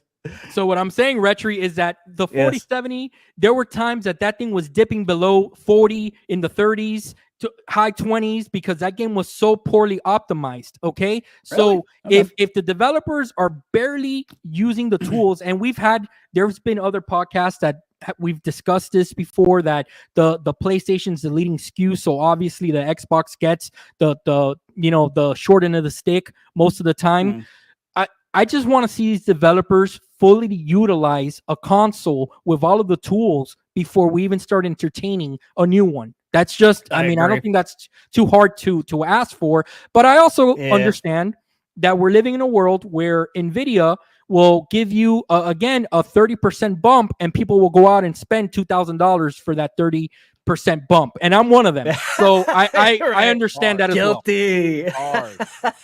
Hard, dude. cheap guy. I will get the next console, but it's gonna be a while before I touch a 4090. JD Gamer with a Amazing, $10 though. super chat. Shut up! I know I'm jealous. We Thank you, have JD, to thank you. step. Yeah, we have to step out of this moment and look into next year. And know Sony and Microsoft have seen AMD's internal roadmaps 100% and picked what tech they want and are willing to pay for their pro models, 4080 plus minus a little. Yeah, I mean, you're absolutely right. They know their roadmaps. They share these roadmaps. Obviously, clearly they shared it with PlayStation, and clearly during the hearings we know Microsoft knows about it. So it's just a matter of when PlayStation's is coming out, which I think is November of next year. When do But I get my dev kit? Oh, sorry. no dev kits for you. Yeah, I'm getting making dev that. I'm gonna make that shirt, by the way. That's gonna happen. Keep your dev kits, motherfuckers. Anyways, yeah. Let's move on. Thank you guys in chat for speaking your piece. I know that was it's kind of a controversial topic about the mid-gen consoles. I think a lot of us are like don't think we need them. I think a lot of us Why don't would you probably guys- buy them anyways. But Why don't you guys put up a poll? Pull up a poll now, Web, of how All many right, I'm people doing would it. buy a new Xbox if they were to release it, or a mid for Can both. we put a price point on it? Like, would the next one be 500 and the new ones get the ones that are out now get reduced? Are we talking like a $600 console? Do you guys think? As if a- Xbox does it, they'll mimic PlayStation pricing on the way they came out with their disc list. So you'll have like Mhm. the new one at $599, the other one at $399, the old Series X at $399, and then they'll lower the price of the 1S at $200 even. So you have Mhm. $200 between each level. I think Okay. Don't see. forget, Yeah. don't forget though, we are living in a world where Nintendo has not had one price drop. Well, that's for that Switch. Nintendo is in their own planet. They get their They'll own sell rules. you Mario Kart 8 Deluxe for $60 today. Yeah, Like, they don't care, can get away with that. That's People 'cause they have did say to Talus's point, he said I trade mine in to get upgraded Xbox. I did see people saying the trade-in value right now for the X is $350. That's not too bad, man. Like, No. I And I mean, it think there are a won't lot be of by the people who time it do it. comes out. It won't be no 350 in a year and a half. But yeah, that's you could always trade in and upgrade and play. Just like people do with their phones all the time. Mr. John at Dark saying PS Pro will probably be $600. I think he's right. I think he's right. Listen, we don't even know. Somebody's talking about the Switch Pro, right, Mr. John Dark, right? What if they have to do a refresh because the Switch Pro is like 32 terabytes? I mean, teraflops. You know what I'm saying? Like, oh, come on, dude. Now I know you're just dreaming. Out the water, bro. Come on, man. They just shit on the Xbox Series X and the PlayStation 5. Shout out to Mr. Joanna Dark, our Nintendo fan and our Resident Evil fan. Poor guy. Poor guy. Would you upgrade to a new PS5 Plus for $600? I know my vote, but yeah, you know. Mine is no. Yeah, so hard. I thought you were actually going to ask him to put up one for Xbox, but we'll do PlayStation. That's fine. That's fine. I'll do another one here in a little bit. Sorry about that. All right. No, you're good. Let's move on. Let's see what else we got to talk about. Next subject we got that I want to talk to you guys. I know this is another subject that's probably getting beaten the crap out of, but whatever. I don't care. It's exciting to me. I want to know from you guys if you've had any thoughts on ABK IP that you'd like to see resurrected or make a return. If there's something that's in their catalog, if Microsoft, when Microsoft finalizes their acquisition with them, not if, when, that you guys would like to see return. I'll start with you, Cmoney. Anything that piques your interest that you might want to see come back? You know, they've made so little different games for so long. I had to remember what they made. I know. And the one that I have a list here in case you need. Yeah, maybe you can run through it before I get too crazy. But I know for sure the one that somebody in Twitter brought up, and now it kind of became a thing because I forgot about it, but I loved it at the time, was Prototype. Yes, right? Prototype is it. This is their way to come out and just bang shit, because that game was fire. It was so good. I agree. Yeah, absolutely. So Prototype, that's a good pick, and I keep hearing it from a lot of people and over again. It's making me happy because maybe if enough of us are like Prototype, maybe they'll actually listen and do it. Well, they have these games that are being made. I don't know if they're new IP or they're revamping stuff, but maybe they're already working on it. Prototype is just it's a type of game that it can be open world, but you don't have to worry about the intricacies that most of these open worlds have to deal with. His superpowers are so crazy that you just put us out there, make the graphics pretty, and we'll have a blast. It'll be a fun time. Yeah, I don't think they have to go to crazy. That's kind of what I was thinking. I'm if you just make this for whatever 2024, 25, graphically wise, the gameplay was great. I don't think it's a huge overbearing overtaking for Activision or whoever it was, Activision Blizzard, to bring this IP back. So I'm with you 100%. Cmoney. Anything else that's the big one. I mean, there's other ones that I don't know if they can make. I liked, was it True Crime Streets of LA, right? That was one of them. I liked their open world games back in the past that they were used to make. They were great. It just been so long since they've made anything other than Call of Duty or Crash Bandicoot and things like that. But I really try to rack my brain. If you had a list of some of the games they made, I do. See. Let me go. I'm gonna run through their IPs. I don't know if there's anything missing off of this, but I think it's pretty complete. So you got Blur, one I'm fighting for.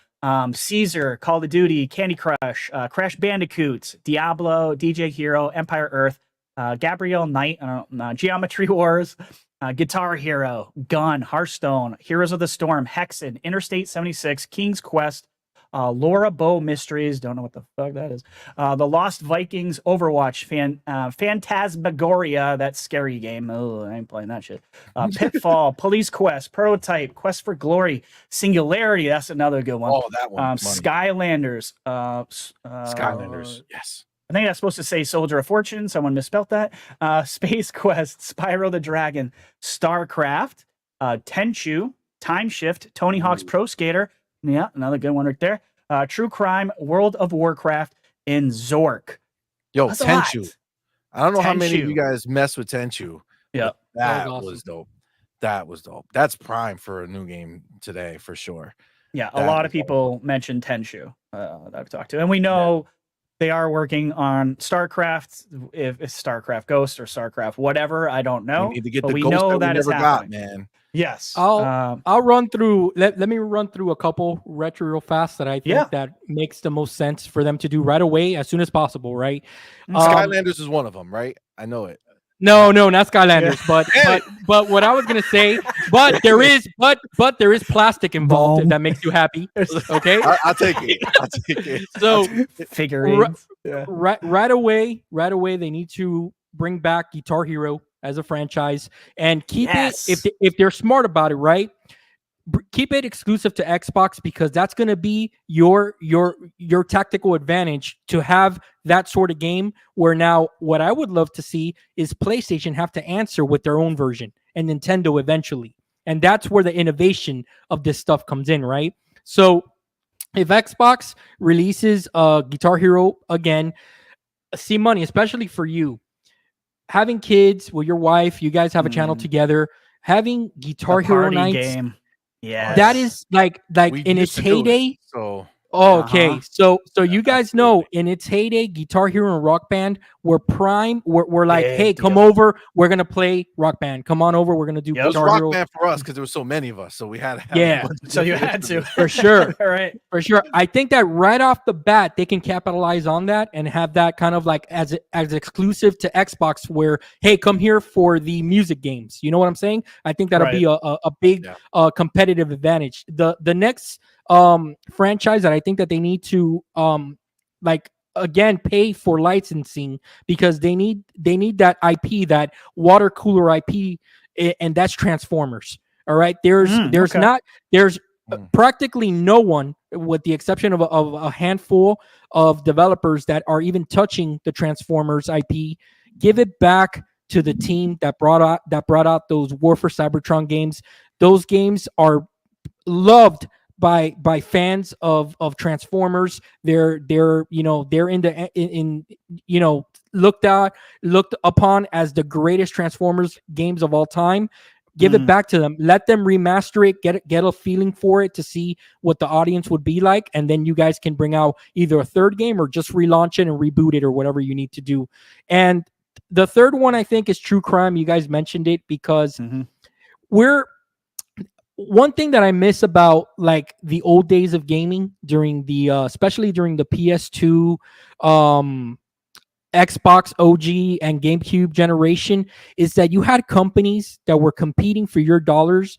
In that, when Rockstar released Grand Theft Auto, here comes everyone and their mother trying to make a Grand Theft Auto game and innovating on it. And some are good, some are okay, and some are bad, right? But I miss that world where we don't get a lot of that anymore, where we have like Red Dead Redemption comes out and there's not another company making gun.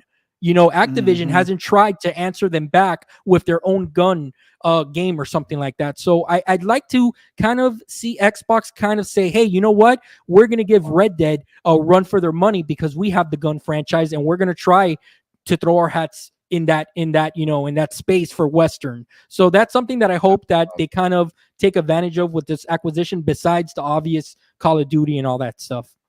I do miss that time. Like every time I know like exactly. I do too. I know exactly what he's other what companies he's were like, all right, let's make our version of that. And this shit rock. And Sony can take a lesson from our boys at Activision, because they made True Crime Streets of LA. Then they brought it to New York, right? Yeah. No, I think it was the other way around. It was New York. It was New York. New York was first, and then LA. Okay, I just learned this recently. I'll take your word, because my memory is shit. So Spider-Man, come on, man. They could do that, right? It's fun. Just change. Do something different. True Crimes. I'm with you. Give us a new city. I'm ready for it. JD Gamer with $5 super chat. I want Microsoft to buy. I love guys like JD. He's like, get it all. I want Microsoft to buy Remedy and properly fund Alan Wake, Control, and Quantum Break sequels and their combined mythos and world. Yeah, I'm. Remedy's. It's one of those independent studios. You're just scratching your head, like, how the hell has nobody bought these guys yet? It's odd. So I'm with you on that one, JD. Mr. Joanna Dark with $5 super chat. I want Blackthorn and have the Coalition or In Exile make it, since the game was made by Interplay, Brian Fargo, make Gabrielle Knight as well. Good call outs, Joanna Dark there, my Nice. Nintendo brother. Dave, is there anything for you that you want to see revived, resurrected from old school IPs here that we've been talking about? Anything that See, moves his the needle eyes, for you? Yes. his eyes are lighting up there, so he has something up his Yes. sleeve. When I was fortunate to be on with Uh-oh, Dave, you Boxenberger froze. the other day, There. along Oh, with there Boxenberger and Wandering Dutch, and that Mhm. same question came up, and my answer was Guitar Hero. Yes, it was. That is the Guitar correct Hero answer, sir. with a modern guitar, like Yes. more technical, a little better built quality guitar. And then the idea is to release the game and then kind of like a games of service type thing where like you can add extra packs to it later on over the course of the months, have like your 80s rock pack or Mhm. that kind of thing, or country rock pack or hip hop, whatever. You can just continue to grow the franchise that way without having to, completely new game every time. And it just seems like, it's more and more and more, get a base establishment, maybe make it multiplayer where you can have, dueling guitars, contest type thing, online play, that kind of stuff. That is me. That would be, if we're digging up old franchises, that would something I think that would be cool to do. Oh, plus But everything else is awesome. Can Didn't you they do that, imagine? though? They did Didn't with they the already packs. do the They live? did do that with the packs. Guitar Hero Live, right? There was did one they? that was, I think it was called like Guitar Hero Live. They rebooted it remember at that. some point. Yeah. And I don't know if, obviously it wasn't in this time where we have a good roadmap of how to do it, but they definitely had like this live, it came out, and it was supposed to be like evolving, always having new songs and new things. I just don't think it ever picked up, Took off. so they Yeah. dropped it. I'm gonna give them a. Now I'm gonna give them say- a. Game Pass, and then you have a special discount for the That's- yeah. guitar, and then for the base game, and then you can purchase the extra ones, and then maybe occasionally throw a bonus song in Game Pass to continue to create. That's Well, a make great. it- they gotta That's a make it great added playable with value, remote. Dave. I really like that idea. Where you Actually- get some Go ahead, extra John. Go ahead, songs. John. Sorry. Yeah. No, it's So- okay. I actually have a $1 million idea for them. So, Phil, you can send me the royalty check. I wonder if Besides you're the gonna other say one, what I'm thinking. But besides the other ones that you already sent. So, if they want this thing to really be a hit and take off, what they should do is, since streaming and licensed music is kind of a tricky thing, they need to introduce somewhere where artists can they can submit royalty free music that then you can play online with different people, and then that way it can become kind of like a streaming phenomenon, hopefully, that they would hope for, That's a cool where idea. people are putting out their albums on their Twitch channels, etc. And that's the type of music that you're playing, and you're able to discover brand new artists and stuff like that. love That's that something idea, that I John. think that they should look into. That could feed itself forever, John. That's that's a better idea. Well, I was gonna say let's do battle royale for it online, but I like your idea better. Oh, that's good too. I mean, that's good. I mean, absolutely. I think Let's that's go, a good dude. We're giving golden ideas right here. A little battle royale like that, like feed, because it'll just feed it forever. Like that's a fantastic idea. I love that, John. Absolutely. But So. Yeah, for me, I know I've said this a bunch of times, but for me, it's like Singularity. I obviously I'm right there. Guitar Hero has to come back. I don't care too much about DJ Hero, even though I was a DJ. That can stay away. I want Blur. I want a racing arcadey game where you can actually like shoot people. Do you think do they what? would? Do you think they would come out with a racing game to go against? Probably not. Forza. No. Do I think they would? No. But do I want feel like, them to? I feel like what will happen, if anything, is that would be like a new can I push back mode in Horizon. Or Can I just push made back? a new Absolutely. arcade version, like an arcade All right. type. Okay, go ahead. Push back.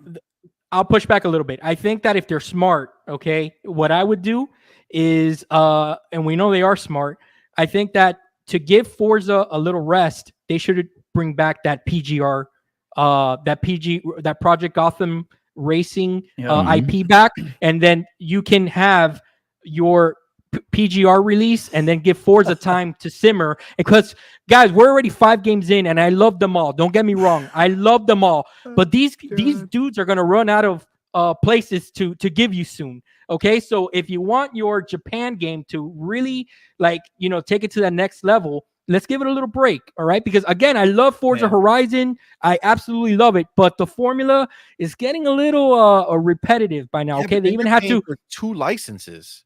You know what I'm saying? Like they're gonna have to pay because just that. Then assuming the new game is gonna want to have real cars in it, right? So now you have 2 games that are constantly you're paying to license the car names, right? Yeah, that's a good point. That's a lot of money. Excellent point for something that's I get it, but again, that's what I would do just to give the Forza, just give Forza some breathing room. That's all I'm saying. I'm with you on that, John. I am with you on the breathing room. Just put it in as a mode. Like Forza's still going strong now, and they come up with new stuff, and you gotta if you're deep into their stuff, like the people who are hardcore into Forza, they have that whole creation lab. Those people go and make crazy things. It's like Fortnite, the creation mode.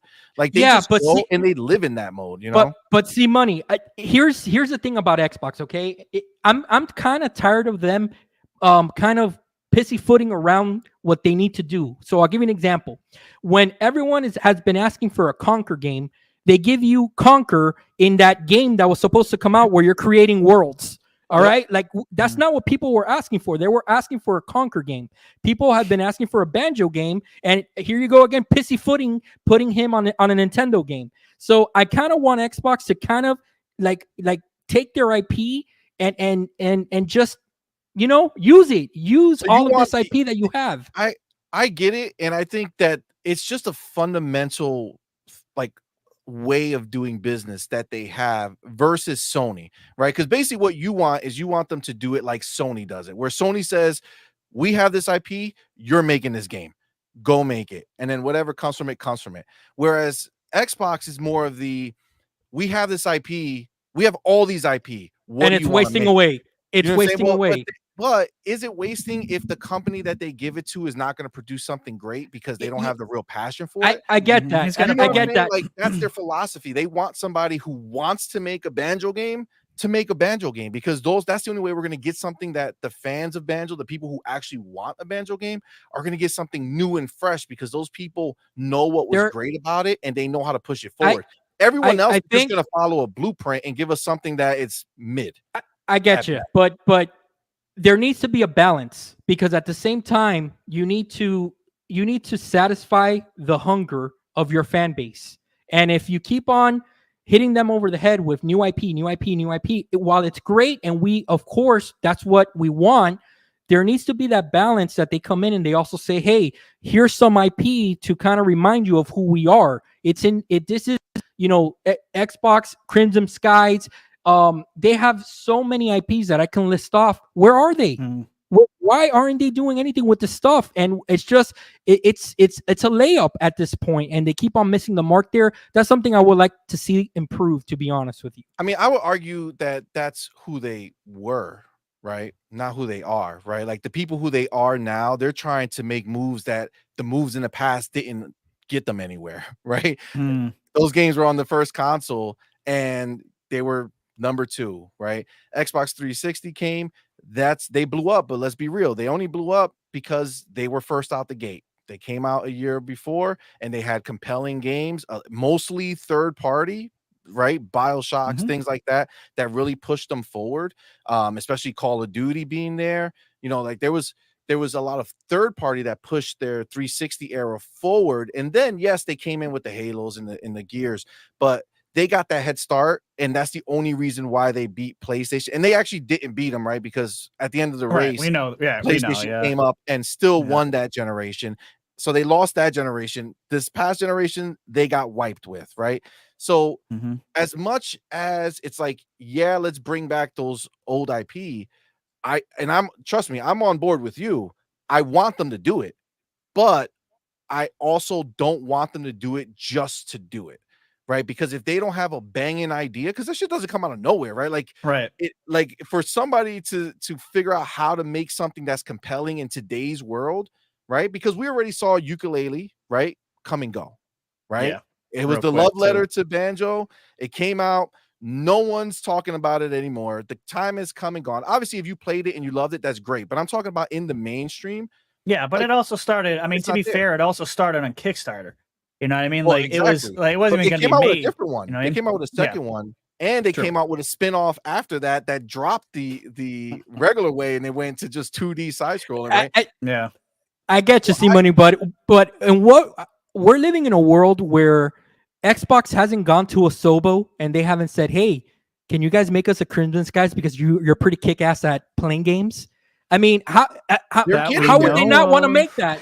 How They would need to they? buy a Well, that's Sobo. true. They need to Yeah, buy they Solo, do. but they're getting there. You look at the update that they're doing on Flight Sim. Like, come on, Mm. they're getting them there. And as much as the name Crimson Skies means something to you and me, let's be real. There's that Like, that argument too. name holds Yeah, no weight in the world we live in today. And I get that. I'm OG, just like you. I Mhm. had Xbox from day one. I know all those different places, those different properties. I love them all. But again, if we're thinking about Xbox today trying to compete in today's world with today's players, Mhm. people want The Last of Us. You know what I'm saying? They don't want cute and cuddly coming around, right? So, not that it won't do well in Game Pass if somebody figures out a good way to do it, but the last thing you want is for them to come out with a version that gets mid reviews and people say, Mm. well, they brought it back and look what happened. Nothing, right? Yeah. I mean, So, it's passion go that's ahead. needed. Go ahead. Yeah, It's just like I that agree sometimes. with you, and I think that is Microsoft's philosophy. I think we know that now. Phil has said it even when were under the gun for Redfall. He says, "What I won't apologize for is letting my teams do things that are passionate about, and we'll continue doing that." So I appreciate that from Xbox because it keeps them making games like Hi-Fi Rush and taking chances and doing weird stuff. So I'm all for that. But I do want to see Crash Bandicoot. I don't care who makes it. I just want to shove it in PlayStation's face that we took their old school mascot. But that's just another thing. But I just wanted to put out this chat. This was really funny. I thought from Mr. Joe and Dark. It said Sony should make Harmonica Hero and use the dual sense. Comment of the night, if you understand what the dual sense does. Oh my That is god. comment of the night. That's hilarious. Pure comedy right there, Mr. Joanna Dark. That's I money. appreciate that. If you like to blow into things, that would be a great game. But Pause. yes, Pause. Pause. Pause for sure. So yeah, let's move on to the next topic, and that is this: Activision matchmaking servers for older Call of Duty games are fixed, or at least that's what we've been led to believe. Apparently, according, I think it was The Verge or someone had put out a story. I can't remember. I got it here somewhere. Said there was like 100,000 players on Black Ops, I believe. We were playing Black Ops 3 last night, but there was a reason for that. But I'm just curious. Do you guys think this is a big deal? Xbox and Activision, whoever the hell did it, because I read multiple stories saying Activision did it and then Microsoft did it. So I don't know who the hell actually put on the servers or fixed them or whatever the hell. But do you guys think this moves the needle? Is this a big deal for gamers and nostalgia? Do you think these numbers are inflated because of what's going on with ABK? I'm just curious. I'll start with you, Cmoney. Does this matter to you? Do you care that the old school servers are back up and running, or and what are your thoughts on this? So if I had more time, yes, it would be great Right. for me because I would love to hop back into the old Call of Duties because those were my shit. Today's Call of Duties kick my ass, but back then, those were the good ones. So I think it is great. This is what I would say. Xbox found a way to make Call of Duty exclusive because you cannot play any of these games on PlayStation 5, where now you have all of these games that you can go and buy and play it on your Xbox Series X. So I think that's the huge win for them because since it is back in live, there's talking about nostalgia. Call of Duty fans, they definitely have nostalgia. Like they love even when the new game comes out, there's still people playing the older versions of these games because once they like one, they rock with that for a long time. So honestly, I think it's the smartest thing. But I did see on Twitter, Jez, he had put up that people are getting all pumped that Microsoft put on the servers for them, for the Xbox fans, but in reality, they're getting ready because the Switch is going to come on and they're going to port the games to the Switch. So they're going to put all the old Call of Duties there. Touché. So they're just getting it ready for once they get on board. But I mean, that's really, that's honestly, it's just a smart thing to bring it back online and give people options. It gives them choice. If they want to play the old ones, they're feeling in their older vibes, right? They just want to go play something comfortable that they remember having fun with and play with their boys. Boom, you could do it. Go online, hop in, relive the glory days. You know what I'm saying? It's great to have the option, right? That's where I'm at. It's a good move all around for sure. No, I agree. I agree with that. John, what are your thoughts? Okay, so I shitted on Microsoft a couple of minutes ago. Now I'm going to give them some praise. Cmoney, you hit the nail right on the head. What a creative way to leverage your IP with Call of Duty and this acquisition before it's even done. What they have literally done overnight by turning on these servers is that if you're a Call of Duty player, that's primarily the only game that you play, how do you not have an Xbox? Yep. In your how are you not playing on Xbox? Because all the classic games, for all the crap that I got on Twitter for posting that Xbox is the home of Call of Duty now because of just the sheer number of games of Call of Duty that you can play on Xbox right now. It brought all the fanboys out. They were saying, who plays old games? No one's gonna do that. The fact is that for whatever reason, you can say it's a combination of timing, of the ABK news, of the server news. Xbox sales have gone up over 80%. Yep. Okay, for the Series X. Something happened. Okay, the news, I guess that the FOMO's hitting people. I don't know what it is, but me personally, I had two friends call me last week that they're not in the gaming news like us, that we are on podcasts or none of that stuff. They thought that that Xbox had released Black Ops 2 again. That's what they thought. They go, hey, is a new Black Ops, did they remaster Black Ops 2? Is that coming out again? I said, no. What you're seeing going around the news cycle is that they turned on the servers for the old game, and they go, wait a minute, I can still log on and I'll be able to play it. I still have my 360 disc. Yep. Mm-hmm. Oh, wait, you muted. You muted, John. Yourself. I think you tapped it. You got so excited, you muted yourself. You there?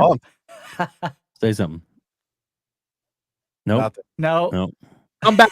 There we go. Well, no, I think we got you. There we go. You got me? Okay. Sorry. Yeah, we got you. Sorry, the Latino heat got me. There you go. Latino heat. The Latino heat. I'm gonna do the Eddie Guerrero dance. All right. So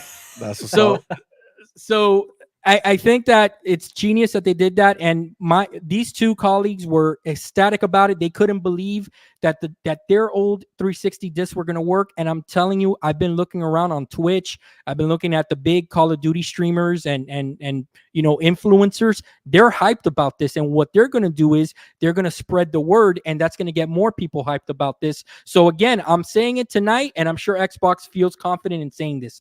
If you're a Call of Duty player and you don't have an Xbox, I don't know what you're doing, because it's the go-to place for Call of Duty now.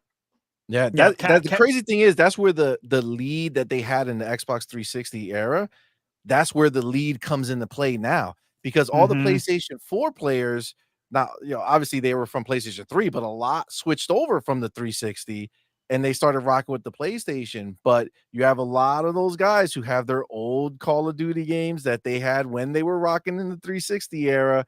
And now it's just like, oh, snap, I can go back and play that right now online. With and as soon as, and Cmoney, as soon as, and RHETRI, I don't know if you tried any of the older ones, but as soon as you log in and you see your prestige levels there, and you see your custom background that hopefully is not offensive, and you get, when you start seeing all that stuff again, this nostalgia just hits you that you're like, oh man, one more match. Oh, let me try Black Ops 1. I remember how much fun that was, and the tons of hours spent. I'm telling you guys, this was a genius move by them. I love it. Very I smart. absolutely love it. I 100% agree. Like I said, we were playing Black Ops 3 last night, playing the old school zombie maps, Der Riese, that got renamed to The Giant. My favorite zombies map of all time, and we had a blast. Like and the game still plays so good. I mean, I know it wasn't that long ago when Black Ops 3 was out there, but man, like, yeah, nostalgia was there. Same server issues were there too, because Dreadpool was trying to play with us and he couldn't. He kept getting bounced for like over an hour. He kept trying, he just gave up. Wow. But Calorie brings up a good point. I did see this today. You guys see they fixed the Gear server 2. I think it was like 1, 2, and 3, or Judgment 2. I think. Yeah. So nice. there's something. I think that was obviously strategic. Going, That was yeah, strategic. without a doubt. That was strategic, This is all strategic. so that Sony can't come now crying that they did something with Call of Duty that they can't have, and they're like, no, we're just doing it across the board. That's what we're doing here. So it was strategic. They're bringing back to life that 360 era, bro. They're reminding talking about reminding like who is Xbox, right? That's their generation, bro. The 360 generation, they had all the mind share for the majority of it, right? And you're just bringing all that back, and everybody gets the feels, and they all do it, and they all want in. Now we just need Xbox to bring back the back compat program and start remastering and boosting up all these games. Can you imagine those games? 4K 120, easy, bro. Oh man, 4K 120, come on, man. I would love 120. I would love 120. Shout out to King Webb for saying hit that like button. Appreciate it, brother. King Webb has been a supporter of me and this channel since day one, so I appreciate that. We do have one last topic. See, I told you guys we weren't going to talk about everything. We got one major last topic. I thought we were going to be here till 2 a.m. I was ready. I told you, John. I'll cut that list in half. I do it all the time. I just have a ton of subjects, and we don't talk about half of it. But here's the last thing. Is Ubisoft a possible next acquisition for Microsoft? Here's my craziness going. This is based off of a VGC article that I saw where Microsoft's well, let me get into this. Give me a second here. Microsoft blah, blah, blah. So the Microsoft Activision Blizzard acquisition bodes well for Ubisoft, the CEO says. My internet is being weird right now. All right, so the Ubisoft CEO said Microsoft's bid to acquire Activision Blizzard can be viewed as a sign that Ubisoft is on the right track with its current business strategy. While the merger has often been framed as Microsoft seeking to purchase Call of Duty, we all know it's about mobile. So basically, the CEO says this: I think it's good news that the transaction can go through because it's really showing the power of IPs and where the industry is going. So there will be lots of opportunities too in the future for all companies, he replied.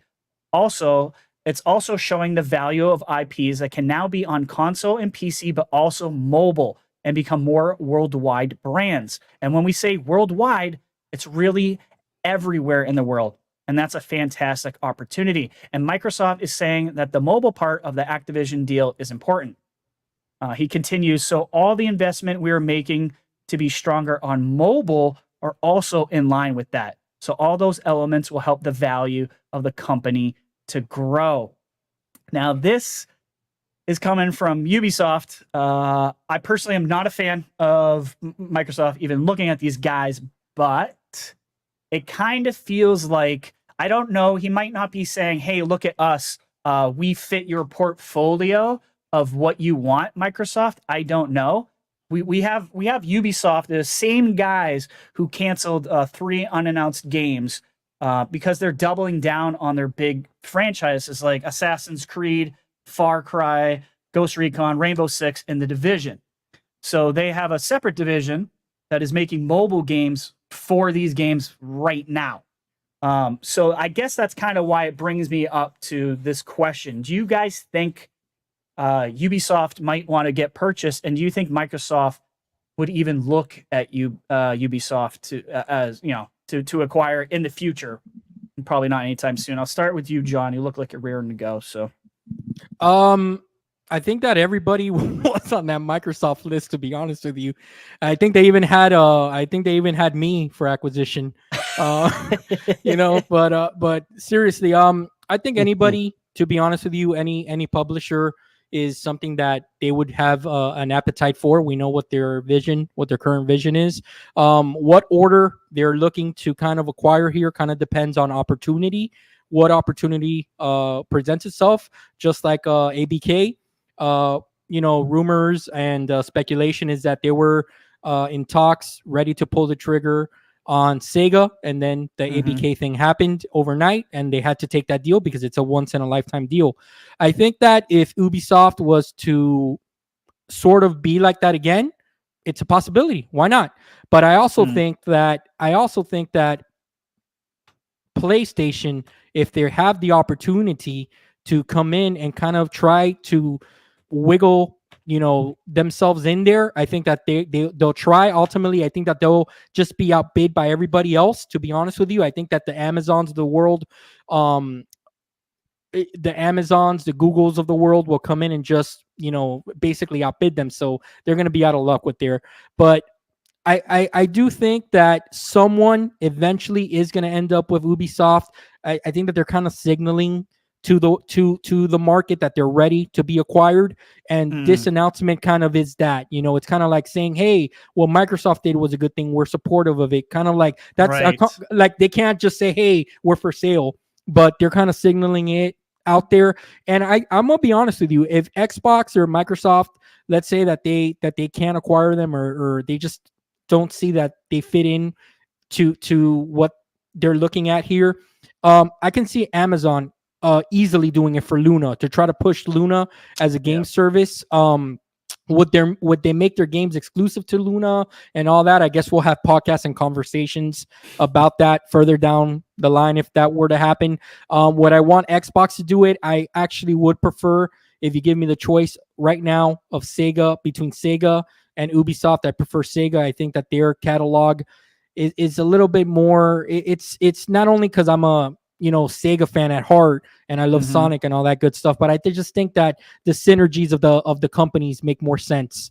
I don't know. I could see it happen. Like if tomorrow morning we see on Twitter that Microsoft has acquired Ubisoft, it wouldn't be shocking. But at the same time, I don't know. I don't think that they're next for Xbox, to be honest with you. Yeah, I know. Sapo was saying they're speaking purely in terms of strategy, and I can see that. I mean, they're definitely talking. Ubisoft his CEO is talking specifically about strategy, but he was asked specifically in regards to mergers and acquisitions. So he didn't have to say all this. So I don't know. Like I'm kind of in the middle. Like obviously it's a strategy that they're doing, and it seems to be maybe working for Ubisoft. I don't know. But he spoke a lot on this, and I don't think he had to say all this. So I could also take this as possibly a signal for like, hey guys, we're doing things right, just like Activision and Blizzard and King. Maybe you should look at us. You know what I mean? Because someone said their market cap was 3.5 billion, which is extremely affordable to every single one of those companies that John just mentioned. But I agree with what Ben Millard here said. He said it would be a logistical nightmare for Microsoft, and that's exactly why I think Microsoft wouldn't do it, just based off 20,000 employees. I think it's a nightmare to own something like Ubisoft personally. But Cmoney, what's your take on this? Do you think maybe this CEO was signaling, or is he's just talking their own strategy, or do you think Microsoft would bother with somebody like Ubisoft, or what are your thoughts? Well, the way I look at it is Yves is getting up there in age, and he may be looking for that way out where he can cash out big time instead of just leaving it to one of his kids or whatever the case is, right? So I mean, looking at the dollar amounts that are being thrown around, if he's worth 3.5 and he gets 5 or 6 bill, I mean, he's walking away a happy man forever, right? So I mean, it just depends on where he is. I would imagine this. It looks like Xbox is willing to buy defensively.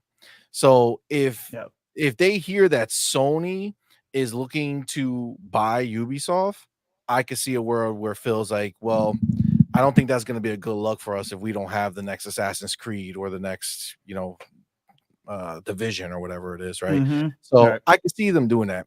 I also feel like I don't think Microsoft would just go buy them. Like, I feel like that's the only way it would happen, where if they felt like they needed to buy them to make sure that they don't get left out, just like they did with Bethesda to get one game, which is Starfield, right? So I feel like that's the road they would take. Now, the thing about Ubisoft, when I think about their games, like, they don't have, like, I feel like their IPs are great Game Pass IPs. Like, you have Assassin's Creed coming out, don't release that anywhere. Just boom, exclusive to Xbox, put it in Game Pass. That's going to bring a lot. It's single player game. Nobody's going to cry about, I mean, people are going to cry about it, but I mean, they're going to cry for sure. Logistically, you can do it, right? The same way they cry about Starfield, right? But single player game, put it in there. You got your Far Cry, huge IP that on its own has been, like all of Ubisoft's IP, they started off so strong, right? Like Assassin's Creed was my shit. Like, it was amazing. And then towards the later half, it fell off. Now, I do like the things they've done with Origins and Odyssey and all that fun stuff, but just as a brand, I feel like it's still kind of tapered off a little bit from where it was, right? Same thing with Far Cry, right? It's done the same thing. 6, I loved Far Cry, or at least I thought I did, because I bought 6 and I played it for a little bit, and then that was the end of it, right? And I never got too far. And then you think about all their other ones. These are games that if they were exclusive games, if they were coming to Xbox exclusively, going into Game Pass, those are huge names to say, right? When they're coming out by themselves, they're just another game, like Assassin's Creed Mirage, right? It's coming out this year. Is there hype for it? Like, are people out here talking about Assassin's Creed Mirage like that? Not really, right? Not really. I mean, I know a lot of people are excited about it, but you're right. It's not like zeitgeist. I mean, I'm excited for it too, but I'm not. Right. It's not top of mind, right? I'm not saying, oh my god, I'm thinking Starfield, right? I'm thinking Forza, right? Assassin's Creed, I'm going to get to it whenever I get to it, but it's not top of mind, right? But I guarantee you, if it was a Xbox exclusive coming out first quarter 2024, people will be losing their minds about the new Assassin's Creed that's exclusive to Xbox. Look at this, blah blah blah, right? Yeah. You know, that's the nice thing about having these IPs, and that's what I think he's signaling, Eves, when he talks about it, is like he feels like he's in a good position with where their IPs are, because if somebody like Sony or somebody like Xbox scoop them up, those are phenomenal IP to be able to market as your own now. Right. I think they're lost. I think Ubisoft is a little lost amongst all of the other big games that are coming out nowadays. So I feel like they had their time as an independent studio that can just ride things out. I feel like sooner rather than later, somebody somewhere is going to pull the trigger on Ubisoft, because it's just it's not, they don't have the same weight as a third-party publisher. As an exclusive game, money, it would be huge. Yeah, I definitely agree with that. I think I'm with a lot of people. I don't think it's Microsoft. I had to raise this question because they are the ones that are, going on a spending spree, obviously, over the last like 5-6 years. But and like Sapo brings up another good point. That would be a mistake to cash out now. They're on the cusp of releasing what could be their biggest IP. Remember, licensed IP and Star Wars that can possibly change the optics of Ubisoft. And you're right. And that's could turn around for Ubisoft. Their market cap could go up or it can all go to shit, or it could go further down the toilet, and then Amazon comes in and is like, what's up, buddy? Yeah. Let me quote the great $1 Million Man. Everybody's got a price. Facts. Okay. Yeah. So yes. And you want to go out when you're on the high, bro. You want to go out when you have the highest value, right? They got Avatar coming out. They got all these, potential huge games coming out. Like if Avatar hits, if the Star Wars game hits, that's when you're like, okay, come by me, because the offers are going to be hot. They're going to be good. They're going to be high. If you're struggling, it's like, nah, we'll scoop you up for the bare minimum. Like, whatever we can get you for is what it is, right? Nobody's gonna be bidding to get crap, right? Exactly. So you want to leave when you're hot. Just that's the best way. Yeah, I agree. You know, get the biggest bang for your buck. Star Wars games looks excellent. Yeah, and I feel like I'm alone on this, but I actually think the Avatar game looks pretty cool too. So it's nice that Ubisoft it looks cool. is getting I this agree with you. license IP. Okay, I got crap on a different podcast. I was like the only one who thought it looked pretty. No, good. that's RHETRI. That's one of the few things we've all agreed on unanimously here tonight. So RHETRI, you're safe here. Let's retire. Right, we're gone. Yeah. This is a safe place for Avatar. Matter of fact, I just watched Way of the Water, by the way. And the only thing you don't want to do is watch Way of the Water and then right after watch the trailer for the game, because holy shit, what a world of difference. Like, if people don't think that there is still room for games to look better, go watch fucking Way of the Water, and then tell me that graphically we don't have room to grow. You know what I'm saying? Yeah. For sure. I think I'm just gonna thank you, chat, for coming out tonight. Great discussion. I love I love putting people's thoughts and opinions on here, especially when they don't agree with me, which happens all the time, which is perfectly fine. I love your all's opinions. I'm just gonna end it with this: Xbox will own PlayStation's most downloaded games caught in Minecraft. Suckers. Anyways, yeah. No salt at all. I'm not petty. I'm not petty. No salt, no pettiness. Yeah. But thank you guys for coming out. This was a great discussion. This was awesome. We didn't talk about everything, but we talked about the big stuff that I did want to talk about. I hope everyone in chat had a good time. You guys were lively tonight, and I appreciate you. That's what I get. Most definitely. And then Infinite Number did show up. He's in there. He's in there now. Welcome. There he is. And nobody slander around. Wow. Right, nobody said Unreal Engine. That's weird that he and he still showed up.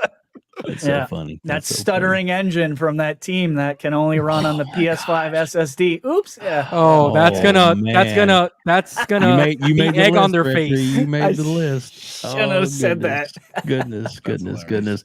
Well, guys, thanks everybody for joining us. We have over 110 people in chat right now. Thank you so much for being here. We greatly appreciate each and every one of you for joining us every week. And also want a big, huge thank you to John Wolf and to Cmoney, and of course to my co-host RHETRI for being here tonight. It was a good show, lively debate, lots of fun. We got more shows coming, man. Lots of good things coming this week. Hopefully this week, maybe by the week after, we will get a wrap up and get the finally completely done with the ABK deal, and then RHETRI will be like trying to keep up with everything, dropping into Game Pass. That'll be fun. Yes, that'll be a fun one to watch. RHETRI, there was the last poll I did, which was would you buy an Xbox XL upgrade for $600? 54% said yes, and 45% said no. It's kind of what I expected, though. I like those numbers. That's kind of what I feel what I was getting off of the YouTubes and Twitters as well. So I think that's why I want to talk about it tonight. It's very divisive if people want to actually spend more money on a mid-gen refresh, and I don't blame you for those who said no. But I'm a shill, and I'd probably buy it. But yes, definitely. And I'm not afraid of you. You're on my list too, buddy. but also, again, thanks to everybody, and plus also the super chats are greatly appreciated. The members that are here, we appreciate you. And let's give a wrap up. John, tell us about your new show with Kay Asante and where people can tune into it and what it's about.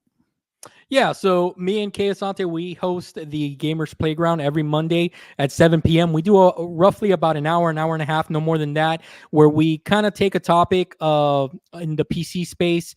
Give you an example, last week we went into modding and mods on PC and how that differentiates, in the PC world versus the console world. And it's basically, it's a good place for anyone to come in with, whether you're a beginner or an expert.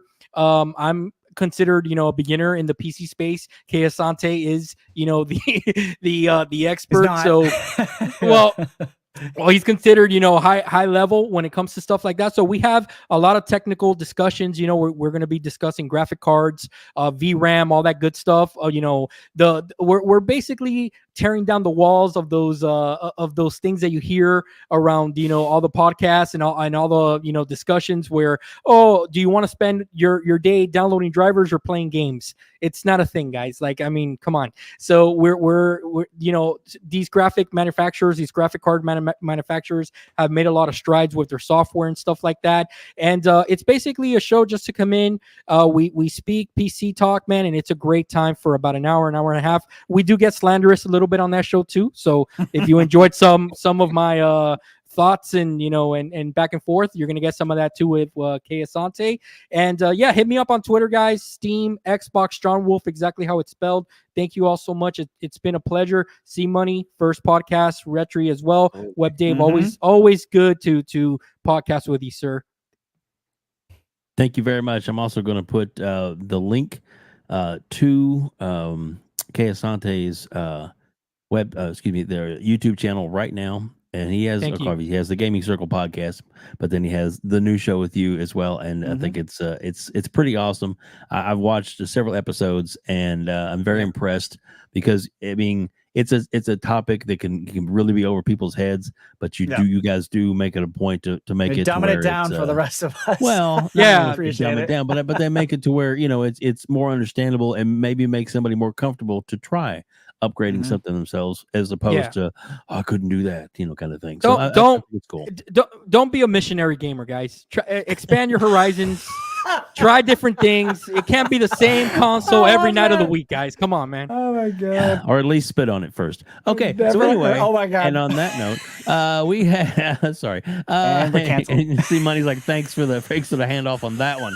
So anyway, Cmoney, thank you so much for being here as we lose audience fast. No, I'm kidding, but seriously, tell everybody where they can find you. Tell them about the several different podcasts that you do have with your wonderful family, and also just a big shout out that tomorrow in the morning a new episode of right there Outbreak Gamers is going to drop with the one and only Cmoney interview, so do not miss that. Cmoney, take it away.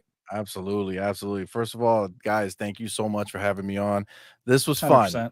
This was fun. I like it. Good conversation, guys. This is the thing. This is like my podcast when we just bug out and shoot the shit, and you hear me and Madman going back and forth with each other all the goddamn time. We have a great time. So this was like being at home. This was so fun. So I appreciate you guys having us on. John Wolf is super cool. I always see your name on Twitter, see you everywhere. It's great to put a name to a face and see that you're fun to talk to, man. It's a good time, man. It's a good time. So I appreciate it. You too. So as far as I'm concerned, you can follow me on Twitter. That's where I chill when I'm not on YouTube. That's at Cmoney Forever. Just Cmoney, the number 4 ever, all one word. And we do have a YouTube channel. It's called Mario Kart Madman. Even though it's called Mario Kart Madman, it is not a Nintendo focus channel. It's just the name we gave my son when he was a kid, and we just rocked with it forever, and that's where we are. So we have a podcast called On Point, the gaming newscast, that is on every Saturday. Yesterday we had a 4-hour and 40-minute podcast. It's not just gaming. We break it up into like blocks of talk. So we always start with gaming. So we talk about the biggest and hottest news there is, and then we cover all the little things that come up with it too. We don't, we spend a long time talking, but then we break off and we talk anime for a while, and then we normally end with like TV movie stuff, what's going on there too. So it's a big show. It typically lasts somewhere in the 3 to 4.5 hour range for the most part, but it is every Saturday. Now we do the sin of podcasting, which is we do not have a dedicated time. Unfortunately, we have many children and we just are super busy. So we know on Saturday at some point. Are you busy making more children, or are you busy with the children you have? That's a different show. That's a different show. That ship has sailed. I'm good. Goodness. I'm good. I'm good. We full. Spent. Definitely a missionary gaming free zone over there. That Cmoney's hosting over there. Let's see so it is on Saturdays though, every Saturday. So we post it up on Twitter like 5 minutes before we actually go live. And we tell our Discord a little earlier. It's like those pop-up shops, like in New York, where people just do like this quick pop-up Pause. shop. We're here. Like, that's us. It's like, yo, you know what? Podcast time. Come Right. if you can. But yeah, so we do that. We have other shows. We do streaming, where we live stream new games. We have a cool show called Doodles Never Have I Ever, which is my wife playing a game she's never played before. We just kind of, she's not a huge gamer, she's more casual, but she's definitely in the ecosystem. So that's always a fun one. And then we have one that we do with me and her called Her, Him, and a Mic, where we talk about something non-gaming. Right. So we just did one this past week. We talked about The Flash and all the hate that it gets. And sorry, but that shit was fucking awesome. Yeah, I kind of liked it. Yeah. The beginning wasn't so great, but man, it was funny. It was so good. It was so good. Yeah. So we kind of do a whole deep dive over there on that too. So definitely we'll end the podcast disagreeing, and I'll be the one. That movie sucked. There's no way, bro. Okay. All right. That was bad. No way. Hold on. Okay. So anyway, you want more of this? Tune in for the interview tomorrow. Yay! Can you put my link in there? I did. I put your link. Plus, it's also in the description below. Both information on how to find John and Cmoney are in the description below. RHETRI's information is down there too. We're gonna give him a wrap up. But I did Cmoney. So what would it take, do you think, to make this your new theme song for your podcast? Here comes the money. Here we go. It's fitting. Sending it to me. You gotta do the little dance. I'll give you a dance. Oh My God. The Shane-O-Mac. Exactly. Bro. Exactly. Listen, we're like 120 subscribers away from 11K. So Nice. I would greatly appreciate anybody coming to stop by and hang out with us. So that's and it, it's good. It's good. It's good fun, guys. It really is. Yeah, I've watched a bunch of family. I stuff. want to be It's scared of. Oh, it's a family show. It is family oriented, but it has.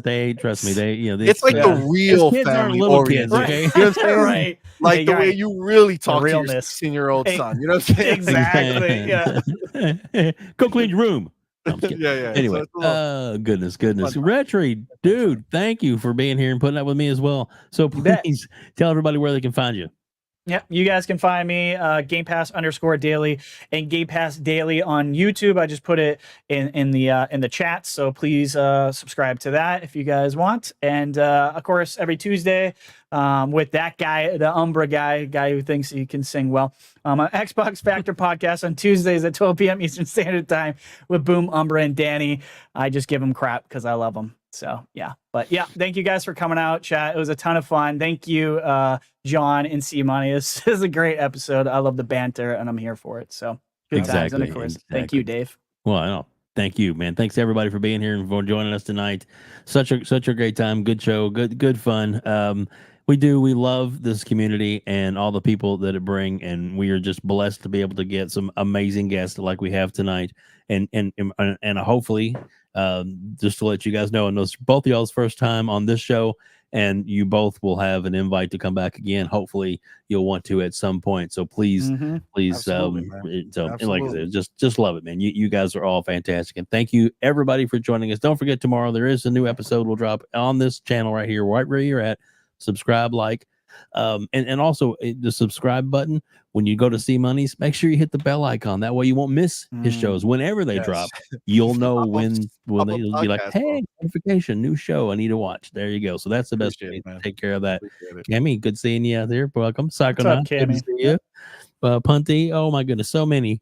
G Maybe, everybody. G Maybe was there for our 4.5 hour marathon. Mm-hmm. There you go. And thanks to everybody for joining us here on the Gamers Council.